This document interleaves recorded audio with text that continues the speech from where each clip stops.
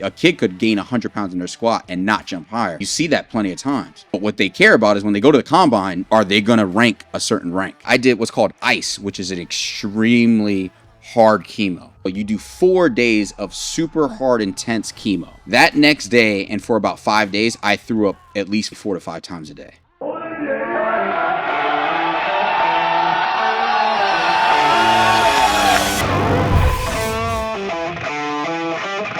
Time to sit down, keep it real, and cut the bullshit. Welcome to Table Talk.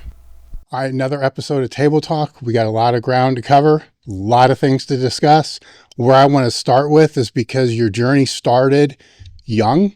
So like at 5 or 6 years old, you're trying to deadlift your father's 70-pound dumbbell. Is that true? That's, I heard, that's what. So well, either way, they both were trainers. Yeah. Right? Yeah. So I know there was that, right? So I had different places to jump off with. I could jump off with that. Yeah, let's do that. Then there was another one to where there was a pull-up contest, I think in junior high. No. Or no? I'll start at the beginning, like you were starting. Yeah. So you're both your parents were trainers. Both my parents were trainers. Yeah. Yes. Yeah, in New York. So my mom was at the original Powerhouse in New York, and my dad was at the first Equinox. Yes. So real old school, and that was before Equinox got really bougie. It was still pretty hardcore. And then she was at, like I said, the original Powerhouse, which is another type of bodybuilding gym. I actually want to say it's one of the old school ones where you can actually find the Legosaurus in it. Okay. That leg press. Yeah. But they both actually met in the gym, just kind of like how me and my wife did. And so their background was in that. So I started lifting consistently around 13, 14 years old. But I started playing basketball around 7 and tennis around 7 or 8. I stopped tennis around 14 and kept playing basketball through college, but started lifting when I was about 13.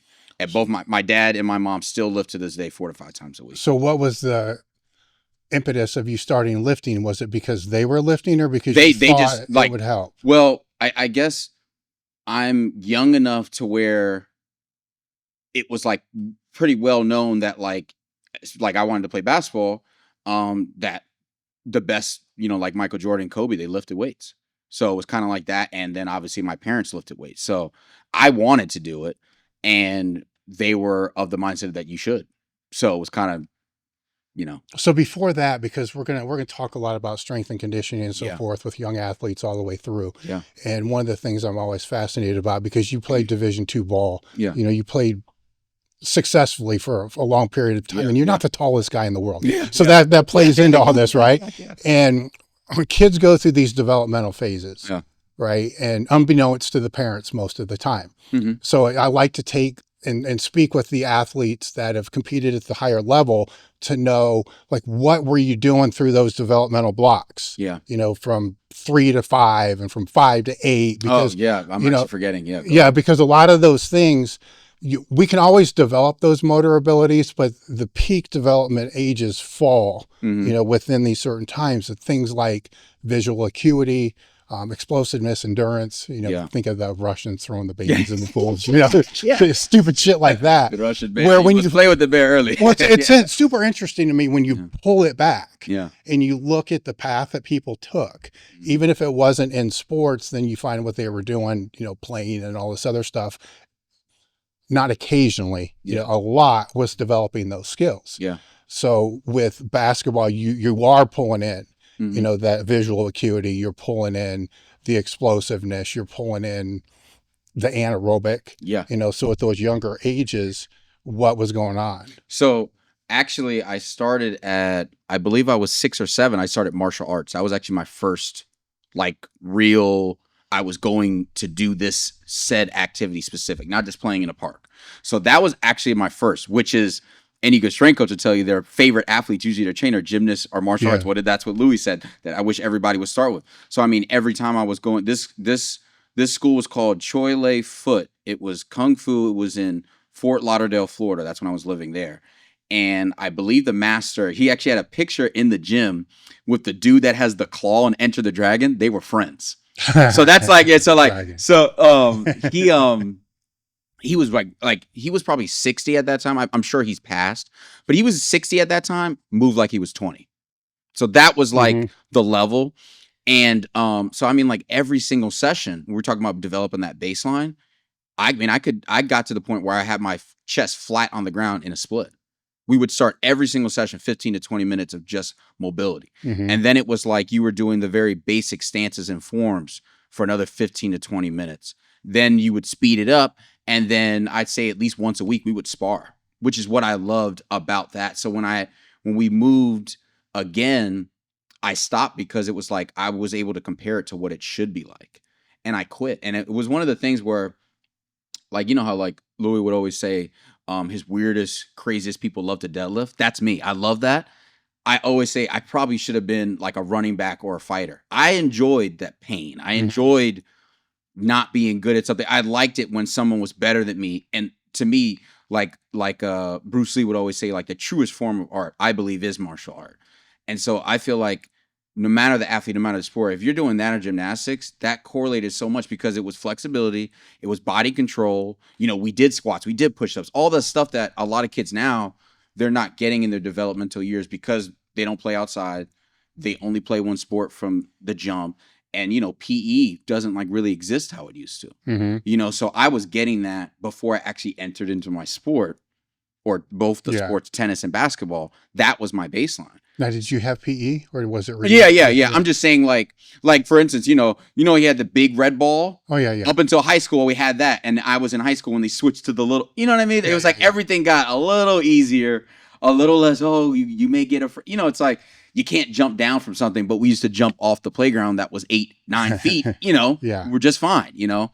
But I still say, like, to this day, like, I don't do nearly as much stretching as I probably should, but my baseline was those developmental years were so on that extreme kind of end that I still am probably way more flexible than you'd say most of your lifters, just because I kept at it. And when I was still playing basketball, I could at least almost get my chest to the floor, which is still like if you go to a basketball, especially because when you're even playing defense, you don't even get to like a parallel squat depth. So you'd be surprised how many they're skinny. And even if they're not a giant, like super tall guy, how unflexible they are at their hips. But we know that the hips being unflexible and they're weak affects your knees and affects your back up and downstream. I never really had those issues. I've never been in a boot or a brace or anything. The worst thing I had was ankle sprains, and those stopped when I started lifting heavy. Right, and I stopped wearing ankle braces. When you started playing basketball, how did you were 13, I believe you said. No. So that's when I started lifting weights. So lifting weights. So I started playing basketball and tennis kind of together, often around second or third grade. So I was probably 9. Yes. About 9, 8 or 9. Did you suck, or were you in the middle, or were you a good player? Probably in the middle because I was a good athlete, but I was never, as I am now, I'm not above average in height. And especially, at the younger ages, the bigger, faster, the bigger, taller kid will always have an advantage in the beginning. And then by the end of middle school or high school, who's done the work to develop their skills? So I caught up in that way. Well, that's an interesting thing that I can't remember where I first read this stat, where they were speaking about like the junior high age. Where the coaches, they're always going to put out, the strongest and the fastest. And then the person that's not is the one that's just go over there and work your skills. Just go, like, get away from me. I've heard you say that. You're not playing. Just go work your skills. Yeah. Well, then those main players never develop that great fundamental skill development. Yeah. So when these other ones start to mature, that's why the superstars in junior high are not playing when they get to high school. Yeah. I mean, and it's funny, like, so I played like YMCA rec leagues when I was in elementary school and middle school. And my dad was actually the coach of those teams. But, it's like my middle school team, I didn't make 1 year. But in high school, I beat a lot of those same players because a lot of us went to different high schools. I think I beat all of them when I was in high school, though. Because maybe it's the motivation aspect, but also, like, my dad was a Marine. So, like, we worked, if you're going to do it, you're going to do it. And so, what was it like having your dad as the coach? Always rough. We would get into battles all the time. I was always the one running the most suicides, but I yap my mouth. I mean, you know me well enough now. I'm a talker. So, and just, that's with any relationship when it comes to the parent, whoever the player is of that coach, if they're on the team, it's always, you're not going to listen to them because they're your dad, and he wasn't telling me, I would say looking back for the most part, anything that I wouldn't agree with if someone else would have said it at the time, or now I agree with looking back, but that's always that thing. But what I would say is that, and what I try to get a message across my athletes, whether they're basketball or not, is that because of how hard my dad was, a coach could yell at me and I'd be, okay, what? You know what I mean? My dad was also scared. I mean, he was a Marine. He, like I said, just get a body, he had 20-inch arms for most of his life. My mom can still bench 135, and she's almost 60, so I didn't have exactly parents that I was not afraid of. So like from an authoritative perspective, working hard, all that, like that became easy. Working hard was never the problem. Now knowing what I know, I just didn't have a me as a strength coach, because their background was bodybuilding, so I always say I have a unique perspective that helps me now as a coach, because I'm not just a sports performance coach or a strength coach that doesn't have that aspect, but for early development or for powerlifters that need to gain weight, because of that knowledge I got from them from the bodybuilding perspective, I have that other part of the tree that I think people neglect. I hate when I see like, oh, the kids are doing rows and it's shh. And I'm like, is there a lat burn in there? Like, how many more reps do you have to do because the quality isn't there? But if your background isn't there, you don't even know what to look for.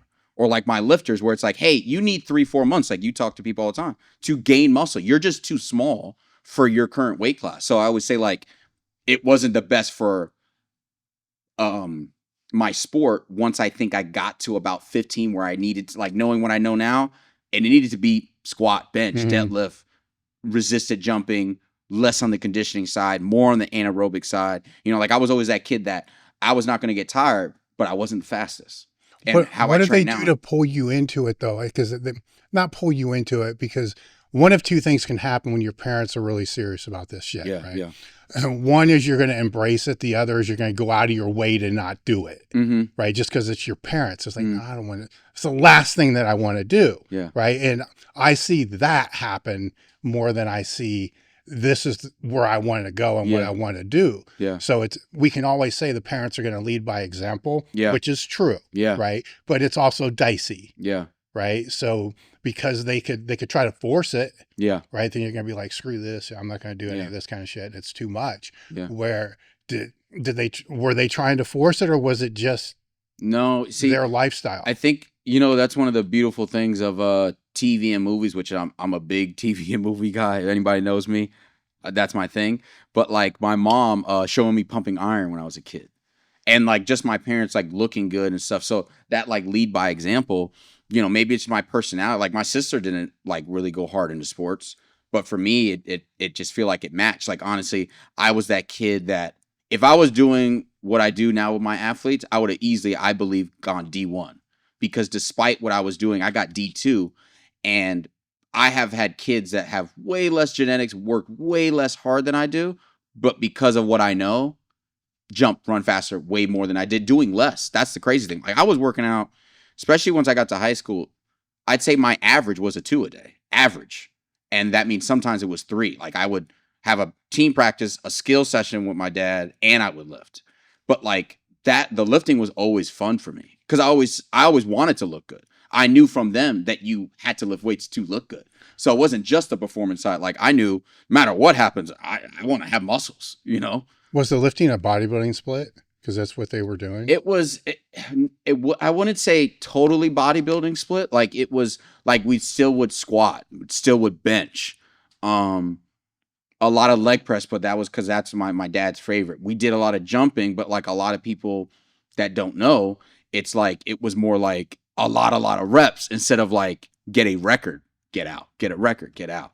Like the conditioning was more on the long distance side, not anaerobic. So like I said, I was never the fastest. I could just last the longest. But all that muscle mass, the conditioning, and then the flexibility work, I think, and coordination early on, I think that's why, despite, like I would usually tell people, you need to be strong so you don't get hurt. I think that baseline of having the muscle, having the GPP, and having the flexibility, I never got hurt. What age did you start looking at the training from more of a sport specific side? Well, yeah, and I would say it was too that it was what not sports specific I would say now really needs to be. But yeah, that sports specific stuff was, I would say, maybe when, I'd probably say like in high school, just from like my dad or me, like looking at videos of like the pros. And, that's the hard part.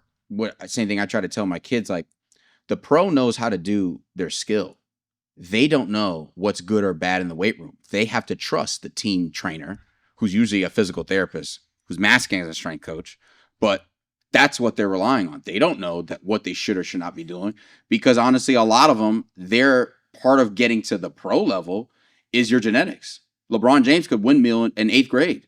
There's nothing that I'm going to do to some kid that is way lower on that genetic scale to be that elite that early, which means, they can, that saying like they can look at a weight and get better. Mm-hmm. Doesn't matter what they do. Now, their longevity and health, something, like I wouldn't agree with everything that I've seen in clips with certain players, but like a player like LeBron, they must be doing something right, because you don't fall into playing that long at that level that well. Like there's plenty of good guys with great genetics, but they'll break down. There's something there. Now, I would say too, I think part of your genetics is, do you have I can handle any or too extreme loads, whether it's from sprinting, jumping, whatever, and not get hurt. I think recoverability is a genetic trait, I believe too. Yeah. Like, you see some lifters, you're like, one day your back's going to go the way you're squatting, but they can last a long time doing it. But you always say in your back of your mind as a coach, you're like, I think they could be better though, and people they'll brush you off saying that. But I'm like, if I watch their training enough, I see like there's a lot that could be improved, Now there's also the thing where a pro athlete, they only show certain things, even from a skill perspective. So it's like, but as a young kid, you follow those sports specific stuff and you're like, why am I not getting better? It's like, because your genetics, you can't just do anything. You have to be dialed in specific, which is why like I love what I do, because there's a lot of kids where they don't think they'd make the team, get a scholarship, whatever. And I've gotten them to that point because the training changed. Well, the interesting thing in the question that I have with this is when you're speaking about the pros, a lot of them, they'll have weight training or whatever in high school, mm-hmm. and maybe a little bit better program when they're in college. Yeah, then they get to the pros and it might fall off, it might stay, but it's just at this basic level.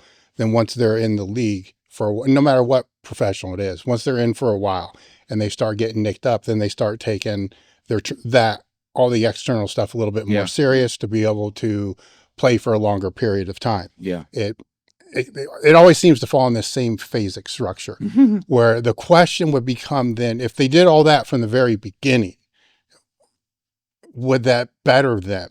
Right. Because I could probably argue both sides, right? To be able to say, well, they did it at the right time, to be able to extend it. Yeah. The other argument could be, well, a lot of them didn't even make it that far. Yeah. So where they had to start doing it because they got hurt, injured, couldn't handle the workload, before all that. So it's kind of rough to look at all them to where it has to become more intelligent and better the longer they're in. Yeah. And obviously change. Yeah. Right. Where the biggest gap is in the developmental phase. Yeah. Right. The younger phase, that comes in. And I guess we can kind of blame it on the coaches at this point, because it's not like the information's not out there. Yeah. But that's a skill, being able to, even as whatever the type of coach you are, do you have an appropriate filter? Do you know how to say, all right, this is the newest and cutest and glamorous thing? Does it actually correlate to more development, or does it just look fancy? And like I would say, when it comes to that, like, would they be better? I would say, like we're saying, with that elite athlete, they can do almost anything and get better. It matters for the person that ain't gonna make it if it ain't the proper way. Because there's a lot of kids, like for instance, you'll have a kid come in, they're already at a 30-inch vertical. For most people, they have to train to get to 30. That elite kid in 6-8 months could be from 30 to 40. That means you could probably do a lot of things very differently and still get at least close to that. But there's a lot of kids that come in and they have an 18-inch vertical. You're going to have to be a good coach to get them to 30, let alone 40. And I would say that there's like, the reason why I always say the easiest way, if you're shopping for your strength coach or your skill coach or your bodybuilding coach, whatever it is, before and afters. Do they test in some fashion? Is the training actually getting them better? And then not only is it getting better, are you seeing it across different sports and different population, different ages, different sexes, right? So anybody can make LeBron maybe better. But what about the kid that is projected to be an intramural player, and then repeatedly you taking that same type of kid and you taking him to D1, and right down the road, the same type of kid, sometimes same family, same friend, same sport, same skill, they do something totally different, and repeatedly they're not getting those type of results. Well, that means something in the training is different and it must be working better. So it's like, I think it matters much more for the general or the lower level kids that without proper training and more things going the right way, they wouldn't get to whatever that goal is, or even close. You know, like this, it's the same thing with, like, you know, for basketball, like skill wise, because that's the sport I play, so I can speak on it the most. You can work as hard as you want. If you don't have a good shooting coach that corrects how your form is, you're always going to be leaving tons of made shots, percentages, whatever on the table. So you can work as hard as you want, but if you're not doing the right thing, you know, and they could be the most popular skill coach, they may not be to get you there. And so I know, just because of being in it, I know what to look for. And I know certain guys that you can see consistent results. And you know, it's funny. Same thing happens with the skill. A lot of times, and same thing I'm saying with lifting, a lot of times it's the guys that emphasize the basics. Like, you'll hear people complain that are just even fans. Why are there so many guys that can jump so high, but can't like dribble with their offhand? But you have them working with a skill coach and they're focusing on their step back jumper, but they can't even catch and shoot. Their free throw sucks. But that's an active decision of doing the wrong things, right? And it may get away the athlete may get away with that for a certain amount of time, but eventually that captures up to you, because a good defender is like, okay, I'll just hug this side. You can't go anywhere. And people don't, it's not that you need to blame the coach, but if you're the person shopping for that kid, you need to say, hey, do all your kids, are they well-rounded? And it's the same thing with the strength coach. Like, their vertical was what, and what was it by this point, and by this point, and by this point? What's your injury rates? Are they low or little to none? What was their squat? It's you know, that's why, you know, like Louis and I found the same thing. The track and field is the best sport to train. Did your time get better? I know it got better. That's it.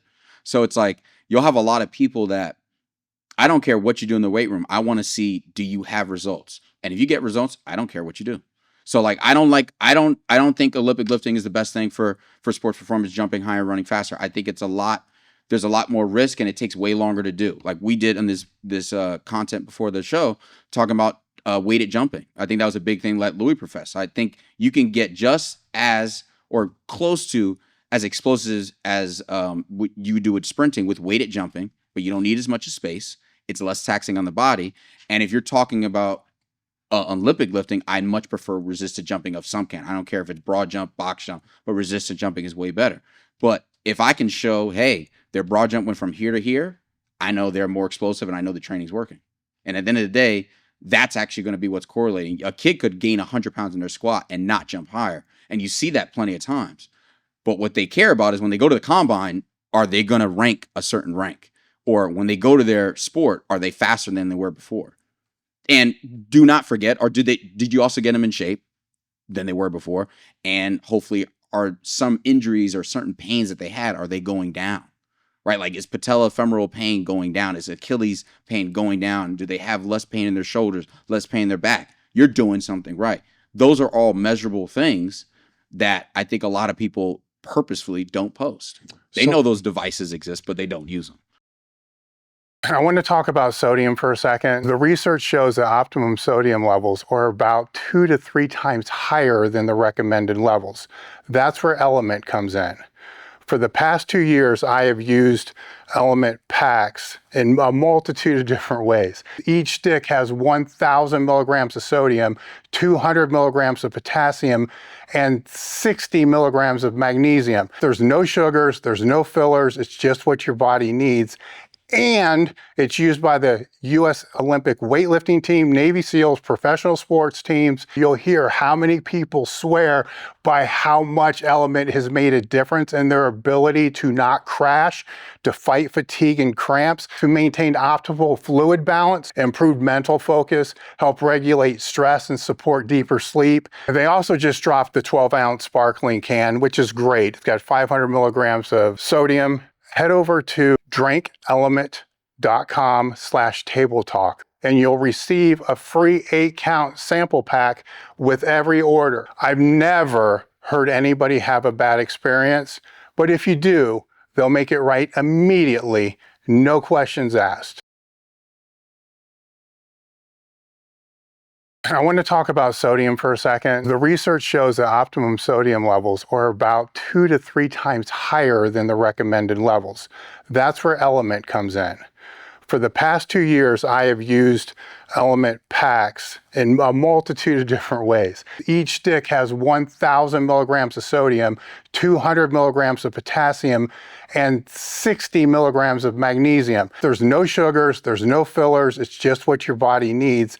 And it's used by the U.S. Olympic weightlifting team, Navy SEALs, professional sports teams. You'll hear how many people swear by how much Element has made a difference in their ability to not crash, to fight fatigue and cramps, to maintain optimal fluid balance, improve mental focus, help regulate stress, and support deeper sleep. They also just dropped the 12-ounce sparkling can, which is great. It's got 500 milligrams of sodium. Head over to drinkelement.com/table talk and you'll receive a free 8-count sample pack with every order. I've never heard anybody have a bad experience, but if you do, they'll make it right immediately, no questions asked.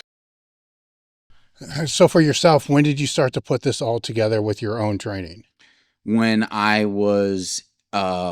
transferred to the D2 school in Buffalo at Villa Maria, one of my old training partners, he was into powerlifting. He would go to the gym called Gaglione Strength in Jersey, which you know about. And so we were working out together. And he mentioned Westside one day, and he was talking about like, oh, the crazy results and stuff. And I was like, well, why don't you do it? He was like, it's too much work or too much math. Shout out to my boy Pat. He's part of one of the reasons. If it wasn't for him, maybe I wouldn't have got into it. But one day, I don't know if I watched a video or something, but I was like, I'm gonna buy the book of methods. And then I bought all the tapes. And so I'm 20 turning 21, playing up in Buffalo. And I just started watching all the stuff. And funny enough, my wife was teaching part-time and she was going to school at UB. And so we had access to one of like the private, they got like 1 million weight rooms there. But we had access to one of the private weight rooms. And I started doing, banded squats and all that. And I was already decently strong. I was already probably squatting like 350-ish at the time. But looking back, it's so much like experimentation that I know like the difference how I would have trained myself more towards the athletic performance more than just maximal strength. But that was starting the journey. Because we just had like most D2s and D3s, we didn't even have a strength coach. We had an athletic trainer. At that time, I'm not going to name his name, whatever, no offense. I already knew more than him at that time. Mm-hmm. The gap between me then at 21 versus now 31, oh my God, it's like crazy. But like that was the start of like actually on the conjugate path, and how the more and more I started diving into it, the more I started to realize, which kind of started making me almost retire in my head already. I knew I was too behind. I already knew. I was like, and this is before I started training people full time, that I knew I was like, no. Because first of all, I'm 5'10". If I would have been 6'6" with the same skill and the same athletics, I'd probably be in the league. But at 5'10", you have to be that much better. I mean, the average point guard now is probably at least 6'2". You know what I mean? So at 5'10", and the more and more I started learning about the sports performance and being able to know some of the results and what some athletes were, and that gap, I was like, good Lord. But it started making me already in my head, because I already knew I wanted to coach. I just didn't know if I wanted to do like be a basketball head coach, which part of me always is into that. But it started making me in the back of my head, I'm like, and like watching Louis and other people, and I started diving more, I'm like, I could see myself really doing that. So, yeah, but while you're still doing it, like you're still playing, you're still in the league, it's different to try to take that training and then implement it across in season and off season. Yeah. Yeah. Right. It's easy for, say, Louis or any of these other coaches to be able to say, do this, do this, do this, do this. But they're not spending 3 hours, on the court. And there's the phasic in season, off season that kind of plays in all that. And a lot of athletes will just dump at that right on top of what they're currently doing, but then not know when to pull. So that was me figuring that out. Yeah. So that's what I'm saying. You're trying to figure this out. So when you are figuring that out, a lot of what you're figuring out kind of goes against what the other people are going to be telling you that you need to be doing, but they're not doing it. Right. Yeah. So how did you go about figuring it out? Because that plays into your ability to coach it then later. Yeah. I would say that, and same thing I tell all the coaches or young coaches that I've kind of like helped mentor or whatever, is that all the podcasts, because they would go more in depth of different situations, more on the athletic side. I think a lot of times, a lot of the questions were coming from people on the athletic side, whereas I think, especially like the Book of Methods, you think mostly just on powerlifting, right? So that's where I started kind of learning. I think I started doing, the focus became more on the dynamic day and a lot of sled work. Let me tell, it's so funny looking back. I always think about this. Like there was one day where I was trying to figure out, because Louis was bad at like how he would deliver a message. I did way too many trips. I probably did like a mile on accident when I'm like doing the math of like, wait, so he said 6 trips of 60, and I'm like at an indoor place. So I'm trying to figure out, well, what's a down and back? And then I'm like, this is a long what's time. A trip? I'm like, what the? And after I did the math, I'm like, and I realized I did like a mile and a half, but I was so in shape at that point. You got to think, playing college basketball, that it wasn't correct, but I was just like, well, that was too much. I backed that up a little bit, And I think just in season, I want to say like preseason, because I think that's when it was like summer, maybe going into it is when I already had training that way a little bit. So by the time the season kind of started, I think I was lifting maybe 3 days a week. Sometimes it needed to go down to 2 just in case we were traveling for a game or whatever. But I mean, that was a thing. And I would say it's not a big regret, but I wish I would have stayed there instead of like, because I didn't get a lot of playing time that sophomore year, I tried to transfer back to New York. I was on the dean's list when I was up in Buffalo because there ain't nothing to do up there. All I did, so like we had a rec center, but like our own private gym in the dorms that we had, and it was open. Was it 24/7? I think 24/7. Sometimes I would do skill training for an hour and a half at night at midnight. I would have had practice middle of the day around 3 or 4, and then I would still lift either that day or the next day sometime around midday too. So I was still doing all my stuff with the team, the extra skill work that you had to do if you wanted to, especially because I was trying to get more playing time, and then I was still lifting probably 2 to 3 days a week. So there was definitely like figuring all that out, but it's funny, like one of the biggest reasons I tell people, I got most of my playing time in the playoffs because everybody else was breaking down. So looking back, it was still a lot of stuff I would change. Volume was probably slightly too high, or at least in the wrong areas. But me just forcing myself to lift, and it was still much closer than just what most people do, which is just bodybuilding, essentially. I was able to stay healthy. So you kept in the dynamic work and pulled the max effort. I can't remember if it's so hard looking back. I can't remember if I pulled the max effort or it was just more so I just didn't put as much of I was at first maybe not leaving any in the tank to, okay, I'm going to leave some in the tank. You know what I mean? Yeah. Where it's like, maybe I don't think I always did a 1 rep max. Like maybe it was 3 to 5. I definitely say looking back, I think at times I did good mornings heavy.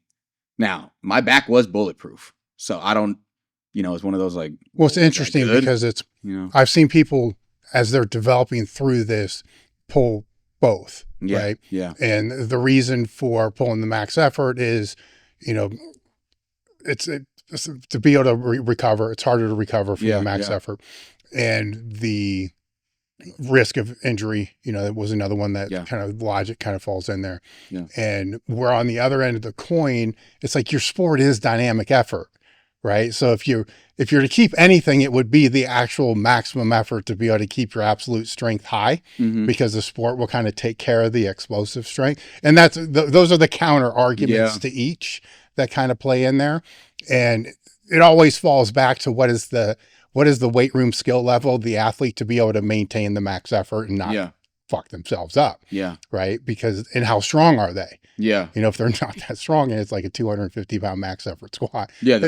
Whatever. But then you have the thing where you have to calm that athlete down who has the experience and can go heavy, because that load on the body, even though they may be used to it during season, sometimes you can't account for how many suicides all of a sudden you're going to run that day. Mm-hmm. You know, like the one time I hurt my back playing basketball, I was boxing out somebody in high school, and the person weighed more than me and like boxed me out and pushed on my back. And I felt a little bit of a pop, my lower back. That was the one time I actually heard it like throughout my career. So nothing ever happened to me in the gym, you know, lifting. And pretty much besides that, like I still to this day have some popliteus pain on my left leg from doing suicides and planting, and I hyperextend it. Now I know exactly what it is now, but like that happened my 9th grade year. And ever since that, I've had that. So for coaches that train basketball players, really watch out for that, because guess how many teammates would be like, yeah, I get that same thing behind the knee. I just didn't know what it was. But it's real common because of all the start and stop it and plants. So a lot of times people get that Achilles rupture or they get that pain after a while, you know. But yeah, so what I say is that with a lot of my athletes now is that in replacement of that max effort day in the sense of with a bar, or especially like full squat to a box or free, whatever you like, it's a lot more parallel at the most, higher boxes, definitely football bar for upper body, safety squat bar for lower. And if you have it, belt squatting is probably the main thing. Yeah. I would say on max effort day, I would say it's rack pulls, higher blocks. This is actually when I would do some trap bar deadlifting, or higher box squats or belt squatting.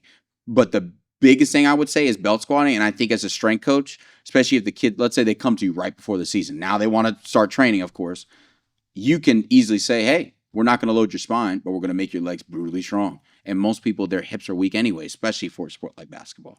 So it's like, if you got a belt squat and you can have a box there, boom. And to me, especially in season, that's when I'm going to probably cut the free squatting, because it's harsher on the knee. So for a sport like basketball player, they ain't a basketball player that at least some point throughout their career, they're going to have some knee pain. You can still box squat them. And I feel like whether you like a close stance to improve more of the 40 and vertical, or a wide stance to improve more of the broad jump or the longer distances, the box squat's going to save the knee too. So it's like, I would say your dynamic days, maybe you cut some of the volume down. So instead of your 12 sets or 10 sets, maybe it's 8, 8, 6 on a wave. And maybe instead of 50, 55, 60, it's the explosive strength. So maybe it's 35, 40, 45. And maybe less bands, because that could be a little bit more taxing. And you do chains or just straight weight. And then in max effort day, maybe the focus is, and on purpose, you make the warm-ups almost like there's GPP in there. You do jumping or sprinting first, probably mostly jumping, and then you have your lift. But you keep it to either you have a kid that's smart enough and experienced enough, and you say you're leaving 20 to 30 in the tank for maybe upper body, maybe 10 to 15, or you're doing 5 rep maxes instead of 1.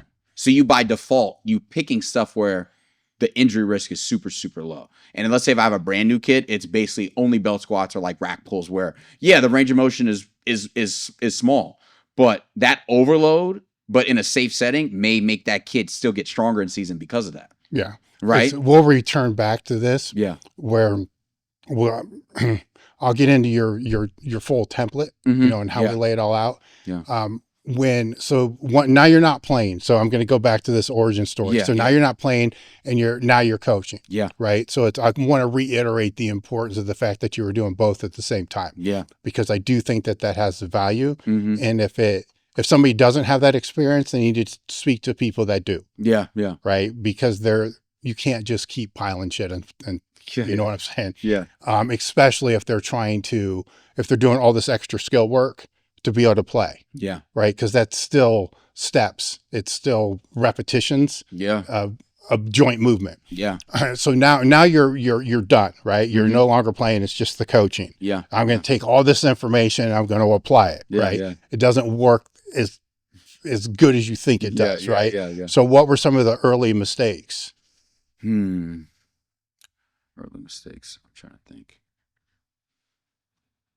I probably say sometimes I had kids do, no, not crazy heavy, but good mornings in their max effort rotation, probably too early in their development when they probably weren't ready for that. I'd probably say bands and chains too early. I'd say bar on a back too early. Like now I have like a whole thing where I mostly start kids on belt squatting or goblet squatting first. And I think the emphasis at first, because it wasn't, I'm excited to get them to lift heavy, ignoring some of the hypertrophy phases that they just need in the beginning. Like I've had kids where the first 2 months, they don't put or first 2 cycles, they don't put a bar in their hands like heavy or a bar in their back. And I've seen the same or better results, but I knew the safety was way higher now. And the kid learned how to move that's not experienced in the weight room. So I'd probably say that's maybe the biggest things. I'd probably also say like more ab and oblique training. I say that's a neglected, like not flashy area that most kids I think too, like thinking of it like how a kid, I'm expecting a kid to be flexible and have core strength and know how to move fine. But today, I think each generation's, those basics aren't there because they're usually a lot of times not lifting early like I did, not doing martial arts. Like I said, PE doesn't exist where we're learning just push up, pull up, squat. Like I've had so many kids where if they don't play a sport like football, they can't do like 5 push-ups. I'm like, I remember as a punishment, my dad made me do 1,000 when I was like 9. You can't do 10. Like, you know what I mean? So it's like, I think not putting an emphasis on some of those basics where we're still getting technically what I view as dynamic work by doing jumps on the mat. You're doing some of your heavier stuff. You can push or pull a sled. But while the kid's learning to move with just dumbbell work, lunging, push-ups, squats, like goblet squats, stuff like that, you're raising their muscle mass that they probably are lacking. And then you're just teaching them how to do basics and move and operate in the weight room. And so by the time you put a bar on their back, they're actually going to be really prepared so they can capitalize on that more. Same thing with like when I did bands and chains maybe too early. It's like this kid isn't ready for bands and chains, or at least to the extent I would like it now. And they're not going to get as much out of it. Like our friend Mark Deppen, he told me, we were talking recently, and he said, Louis said once that, at least for like boys, I think you would scale it back obviously for girl, but it's like, if they can't bench 200, they don't need bands on the bar for bench. If they can't squat 300, they don't need to use bands on the bar. They're not going to get nearly as much out of it. And now when I really think about it, it's like, yeah, if you have to do your speed squats with the skinny orange band, I never can remember the names. You probably need more straight bar work. Like, it's like a whole bunch of things correlate with that level of strength. It's like, I think that 5 sets of 5 is so popular because you can build a little bit for a young kid. You can build muscle off of that. They get enough reps to actually learn. And by that 4th or 5th rep, you're getting that brief maximal tension. So they're learning how to strain, but the safety of the load, but also mentally, they don't see, oh no, am I doing 135 now? Or am I doing 225? Instead, you're using 85, but by the 5th rep, they're straining as if it's a 1. And for a young kid, that is more important and more beneficial than like rushing to max effort work or like traditional Westside speed work. When at the end of the day, this is GPP for the sport. So what can I do to make it where they can train harder on the court or the field, be more available, and they're still getting better at the end of the day at their jumps and sprints? Because that's what matters. Because if that squat goes up, who cares if their jump or sprint doesn't go up? Why would it be any different than any other sport skill? Right. So you played basketball, right? So when you first are learning these drills, they're not saying go all out. Yeah. Yeah. Right. With martial arts, when you first started, they're not saying go all out because it's just going to be a clusterfuck and you're going to reinforce bad technique by doing that. Yeah. The only area where that seems to happen is in the weight room, which makes no sense because it doesn't happen. There's something called practice. Yeah. It happens in any other sport. And then, under the practice, there's skills. Yeah. Then you got to master those skills. And then part of mastering the skill is once you become technically efficient enough. Yeah. Which is debatable. Yeah. Then you can go harder and you can go faster. Yeah. But not until then. Yeah. Right. Where in the weight room, it's just like, go fucking max out. It doesn't make any sense. So now when you're coaching at that point in time, you're dabbling in it, right? You kind of want to do it, right? Everybody gets in it with big aspirations and all this other kind of stuff. But there always becomes a moment to where it gets validated, you know, to where, because everybody wants to be a strength coach, everybody wants to do this, everybody wants to do that, right? Then it ends up not being what you think it's going to be, right? And nothing ever is. Yeah. But there's that point where it's like, whoa, shit, this really works. Yeah. Like, this is really helping. Yeah. When did that happen for you? I think so. So like when I retired, I was 25 and I started coaching. I want to say about a year later, because I had been working with some of the same athletes for, 4 or 5 months at least at that point, when I saw verticals going up and parents telling me they're stronger on the court or the field and they're not getting pushed around as much anymore. Like same thing with for instance, like basketball players, but just being a box out, like as a smaller guard or a thinner guy, all of a sudden they can maintain that position. Well, every extra possession matters by the end of that game. Or on defense, a bigger, taller guy, all of a sudden they can stand their ground. That's a big deal. Or a guard that's faster than them and smaller than them, they can keep that forearm out and create that space. Or they're getting more separation on their Euro steps or their step backs. So like little stuff like that I saw in across the people I was training, that was huge. Like one of my favorite athletes that I had, he's actually about to graduate college now. He played basketball in high school. He was a sophomore in his like the summer of his sophomore year, I started training him. And I'll say to his senior year, in that 2 years, he went from weighing, I think 120 something. He's only like 5'8", so he's a thin guy. Like 120 something to about 144. His squat went from a really ugly, let's say 125 to 308. His vertical went from 23 to 34. And his one step vertical, which is super important, I think went up to 37 or 38.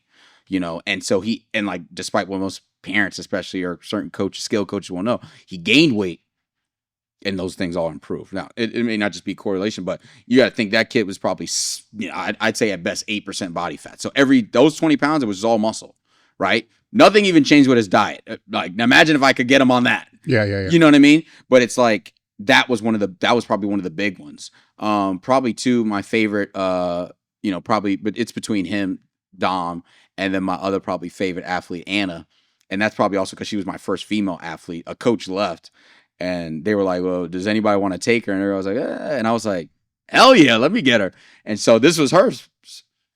Was it her junior year? I think she had just finished her junior season. So I got her at that point. I think she was jumping maybe like 16 or 17. And by the time that senior year, she was at 21 or 22. I think her squat went from like a 115, something like that, to like 185-ish to something like that. Deadlift, I think, went from 155 to about 260.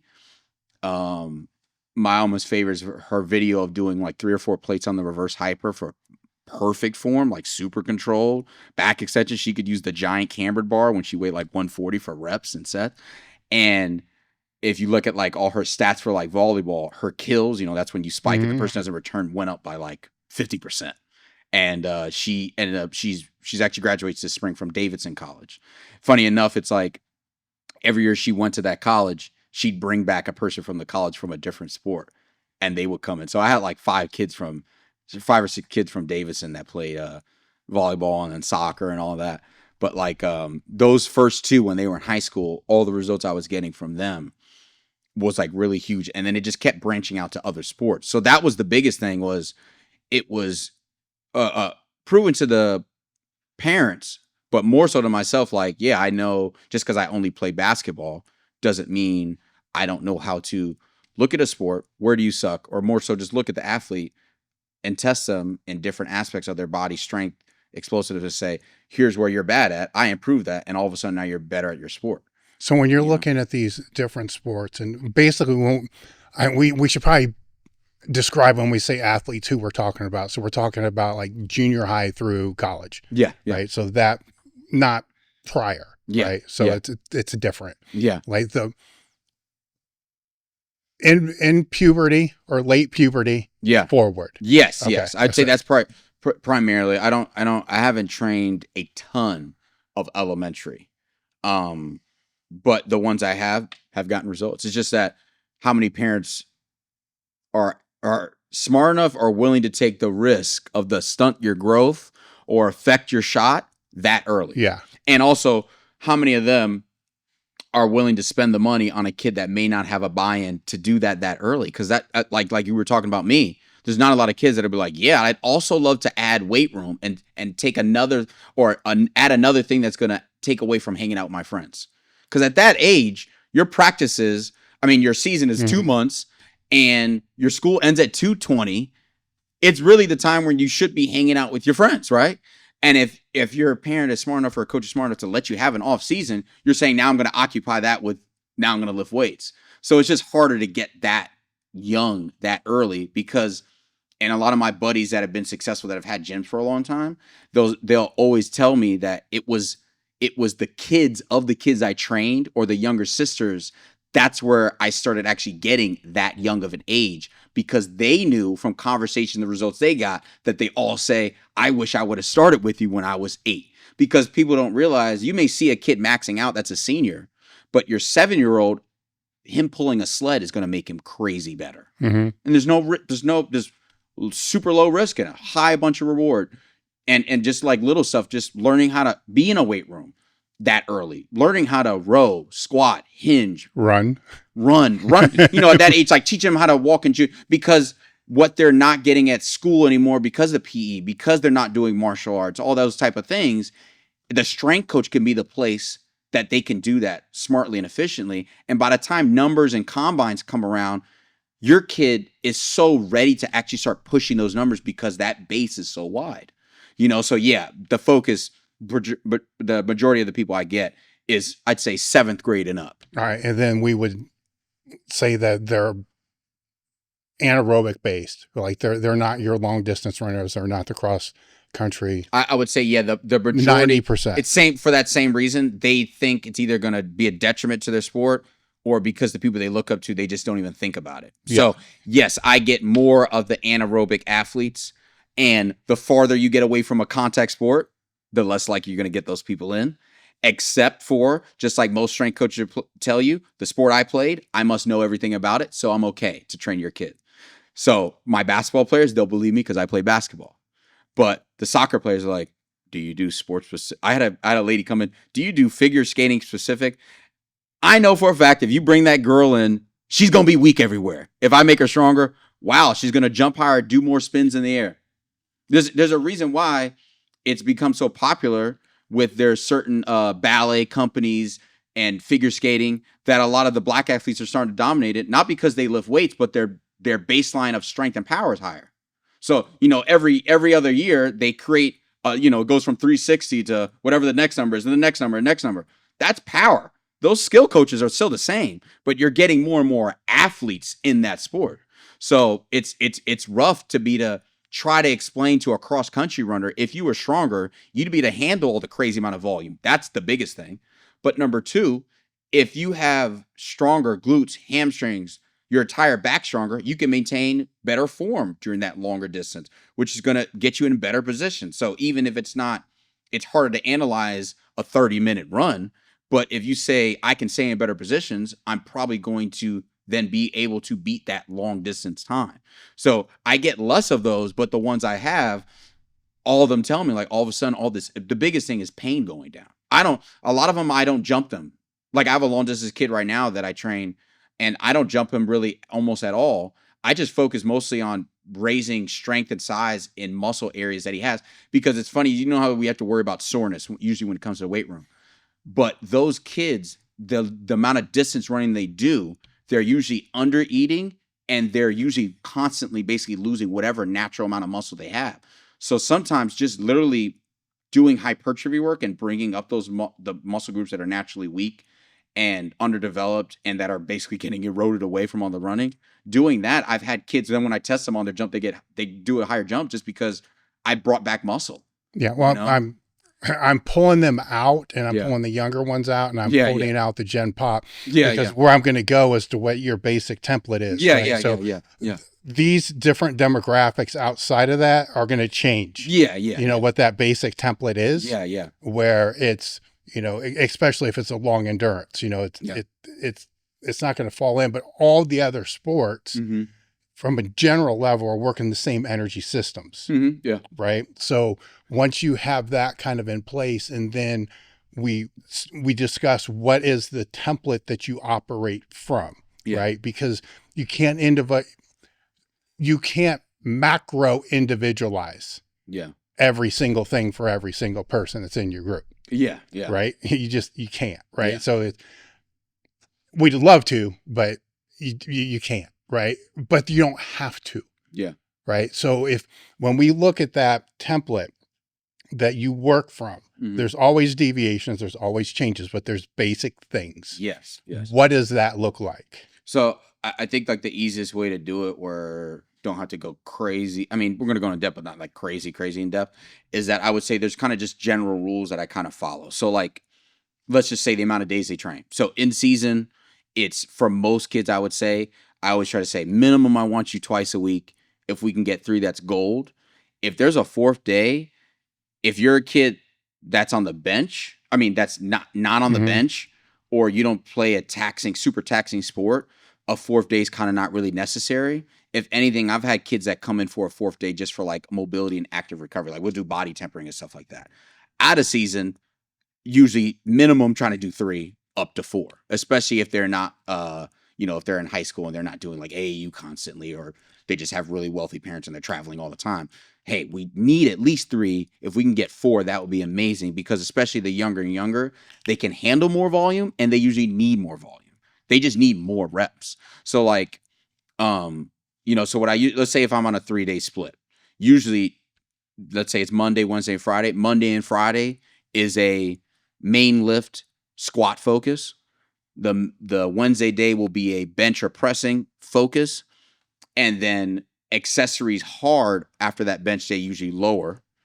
Accessories hard upper on the Monday and Friday days, right? And then if I can do a 4th day with a kid, I'll have 2 upper body, like 2 pressing days, right?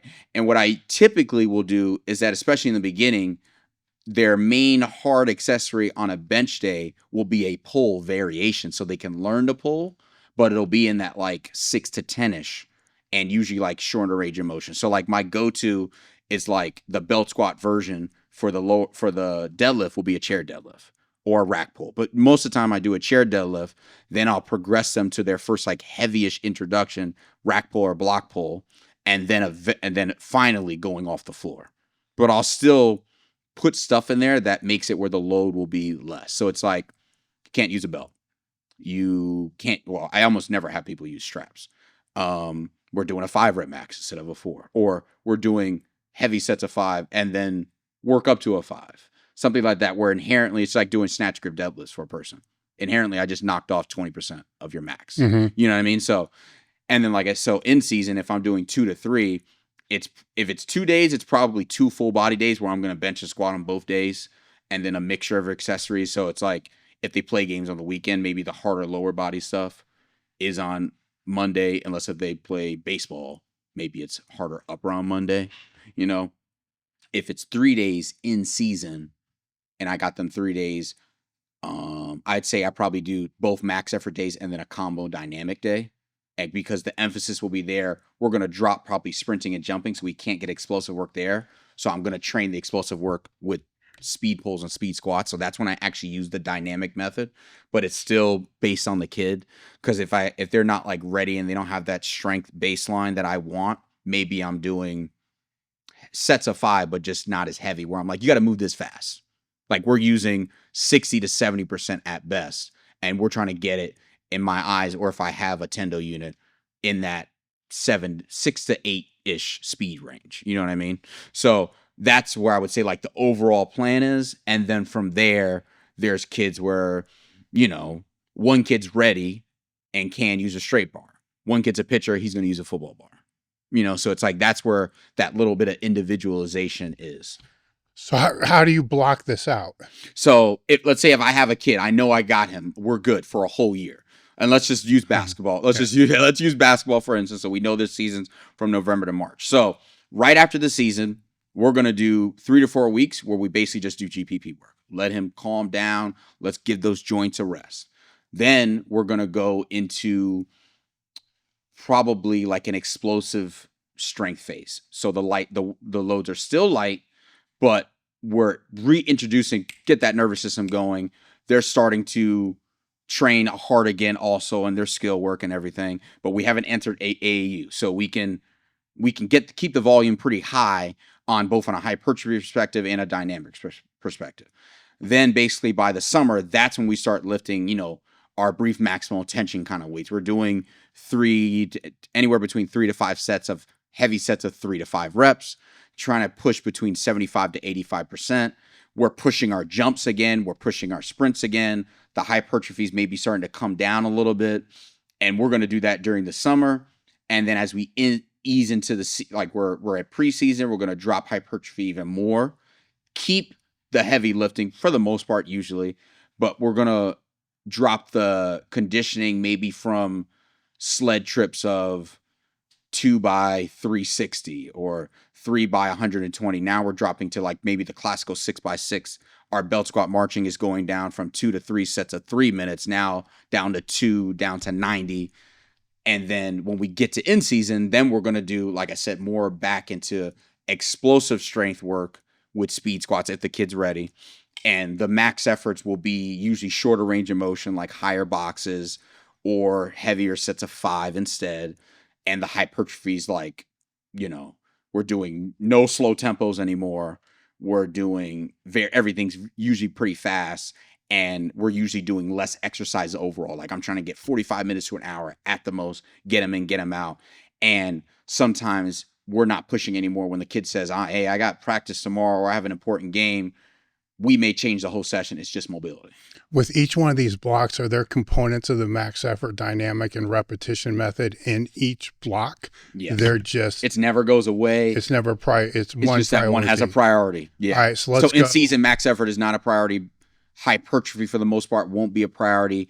It'll be dynamic effort is the focus, and maybe jumps when we can. But maybe jumps now won't be on the mat. Maybe they're on a box because I want to control the landing now. Like for instance, depth drops. I'm only doing that in off season, and probably only in the summer when we're not fresh off or about to prepare for a season. All right. So the way I like to explain this is if you have a plate and you typically have meat and then a starchy carb and then vegetables. Yeah. Right. Sometimes the meat takes up 3/4 of the plate, but you still have the starchy carbs, still have the vegetables. Sometimes it's all the, so it kind of moves that way. So when you're in this GPP phase, what does the max effort become? Does it become isometrics? Does it become static holds? So where does that get so like dialed let's down? say that off season that fresh off the season phase. So I would say like the meat and potatoes is probably bodybuilding or hypertrophy work, right? Our max effort it's either going to be isometrics, or let's say it's a kid that didn't play a lot. The max effort is a sprint or a jump. I built Elite FTS in 1998, 27 years ago, with the aim to help educate as many people as I could in strength and conditioning. And the way to do that was to keep all the content complementary. The way that we've been able to do that since day one is by providing the best products possible to help your training program. If you can put the item in a gym bag or load plates on it, we have it, and it will work. Everything from SS yoke bars to American press bars, bands. We also have a strength equipment specialist staff that helps outfit home gyms, sport training centers, colleges that have over 3 decades of experience and also have spent a lot of time working as coaches so they understand the flow of the weight room and how things actually get done. If you're serious about your training and you want to up your game and support the podcast and all the content that we provide, head over to elitefts.com and use the code TABLETALK at checkout to receive 10% off your orders. So a lot of times, especially because, at that young age, it's really hard. You really have to like really push to make a kid sore. So, because if they're actually in an off season and they get to have one and all their volume outside of the weight room is just their skill work, maybe 4 to 5 sessions a week, you can push hypertrophy and they won't really be that sore where if you're planning it right, they can still sprint or jump. Now, I always will say my thing is almost always I'm preferring the jump over, because just the taxing of the body is just a lot less. Like, it's like they're both explosive. They're both reaching high velocities, but one takes 30 steps to get there. And one is one landing, right? So it's like, which one, just if you have common sense, is going to be a little easier to recover from, but we're still training a form of max effort, and we're still training the one that's the most important to them. And honestly, that's the one that's going to create the most buy-in. That vertical going up, I don't care what sport it is, the kid loves that, or their sprint, but one is less taxing. So it's like fresh off that season, the meat and potatoes is the bodybuilding, and our max effort is usually pulling into pins for some type of isometric or jump. And then in that summertime or late spring, summertime, now I would say our meat and potatoes is brief maximal tension, depending on the kid, maybe like regular max effort, and still jumps. But like, depending on how weak the kid is, the order in the workout dictates that, where it's like a kid that's strong but not explosive, jump is first, because I want you to get as much rest time. And when that energy starts to dip, I'd rather it be on the squat or your accessories versus your jump. Whereas a kid that's explosive but really weak, the squatting happens first or the bench happens first, and then your jump. And then that preseason, it becomes the dynamic effort, and the jumps is the meat and potatoes. And then the close second is conditioning, because now we have to start getting you in shape to handle the volume that you're going to try to handle. And we got to make sure your GP is high enough so that your knees and your back just aren't breaking down from the volume that you're trying to push. And then in season, it's how do I best basically maintain the strength that we did, maintain the jumps, which to me, that would be best with your dynamic effort. And when you can, your brief maximal tension. So those sets of 3 to 5. And maybe that's when we really are dropping it down to 3. And maybe instead of 4 to 5 sets, it's only 3 sets. Throughout this entire annual plan, right? Or quadrennial, if you're fortunate enough. Yeah. What are the key metrics? What are the key indicators? So if we're talking, I mean, I guess it's hard because every sport it's different, but the biggest thing is that if it's track and field, it's real easy. Your metric is just on the track, did they break a time? Yeah. But if we're not talking that situation, let's easy again. We're talking basketball. It's going to be their vertical, but especially their 2 or 3 step approach, like volleyball, 3 to 5 step. They don't even care about their actual no step vertical. If they're football, it's going to be their bench press, their broad jump, and probably a close third, their vertical. I don't really emphasize too much of their 40 because it's just so hard to recover from. But if their 10-yard and their 5-10-5 improve along with their jumping ones, I know they get faster at their 40 typically. I think until you get to that pro level, do you have to worry about, because you're talking about fine tuning that 1% of that 1%, that's different. But for most of the time, a young kid, if they get faster or jump higher in any of those metrics, I know the other ones also got better. Like I would say that's like a 90% clip. So like those are my main testers. And then, if it's football, like I said, there's maybe a more emphasis on the bench press because they actually get tested at their combine. So how do you integrate these in to know if they are moving closer or away from them? I'd say, so the jumping, which I did in that the video that happened before, is the jumping we train with the jump mat. So we do a lot of resistant jumping. And whether it's all just with their dumbbells or sometimes they're going back and forth between dumbbells and unweighted. But the kids, like I said, because the recoverability is high, almost every week I can know where they kind of are, and I think a good rule of thumb my friend Jared Bittney talked about is that sometimes the kids will get frustrated, especially in season when they're a little bit more beat up. And he said the number that you should say you worry about is that do the calculation. If on a day they're 93% of their best vertical, which happens often, especially when they're beat up, then the training is keeping them in a good maintenance phase. And it's easy to sell. Say, what if you could do a 93 for the rest of your life on all your grades on your test? Would you take that?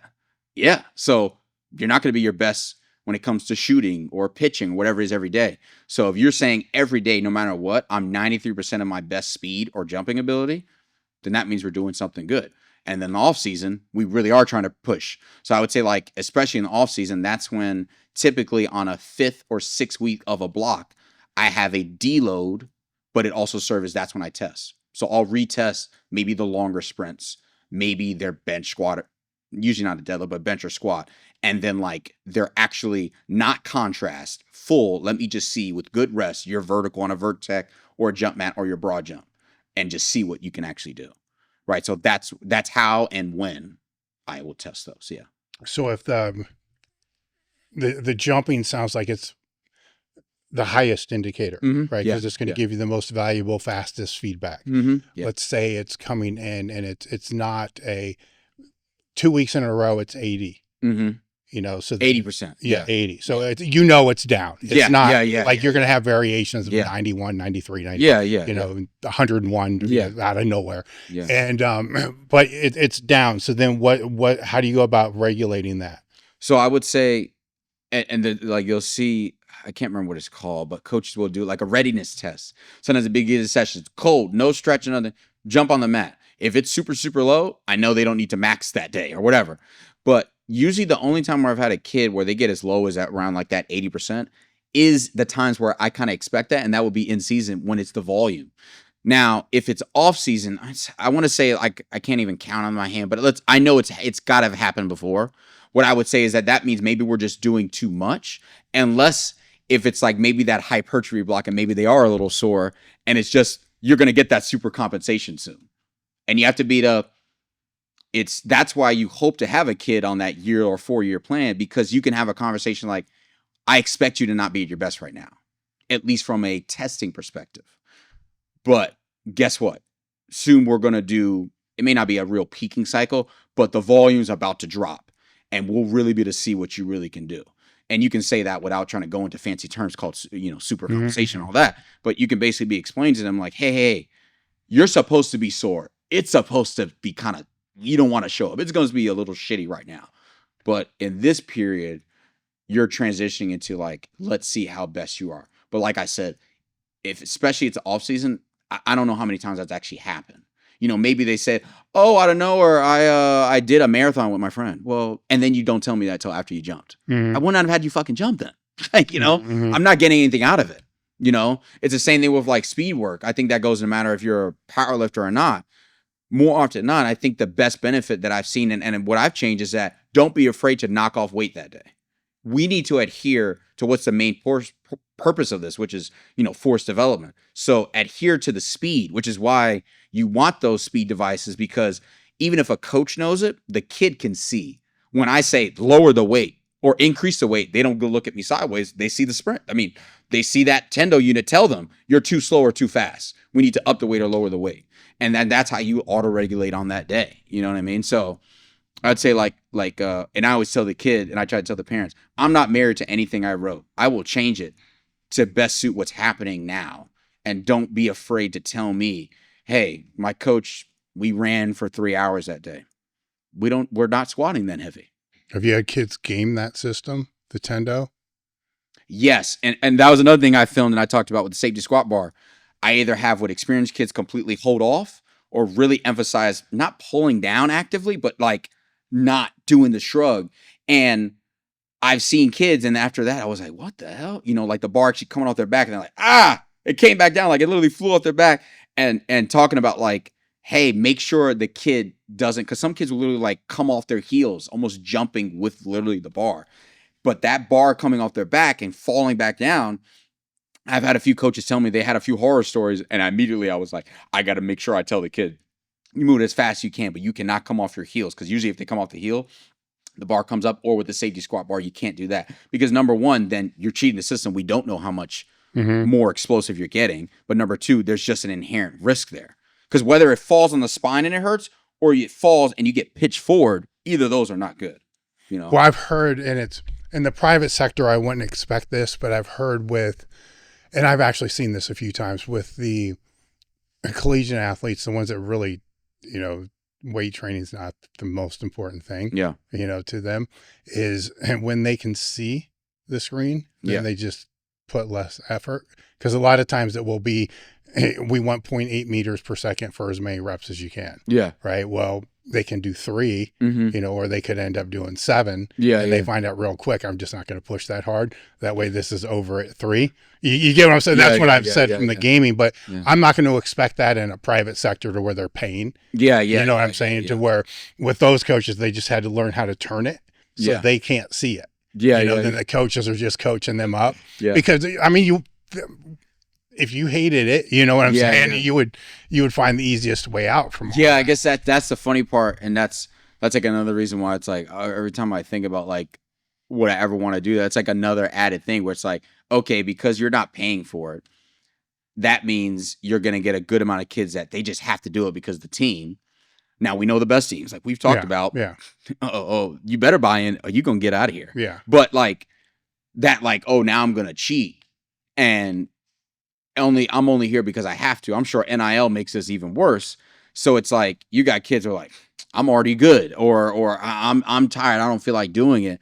Whereas in the private sector, the kids are paying for and they're paying for those results. And oftentimes these are the kids that they know that they need something, an extra edge. So they're a little bit more bought in.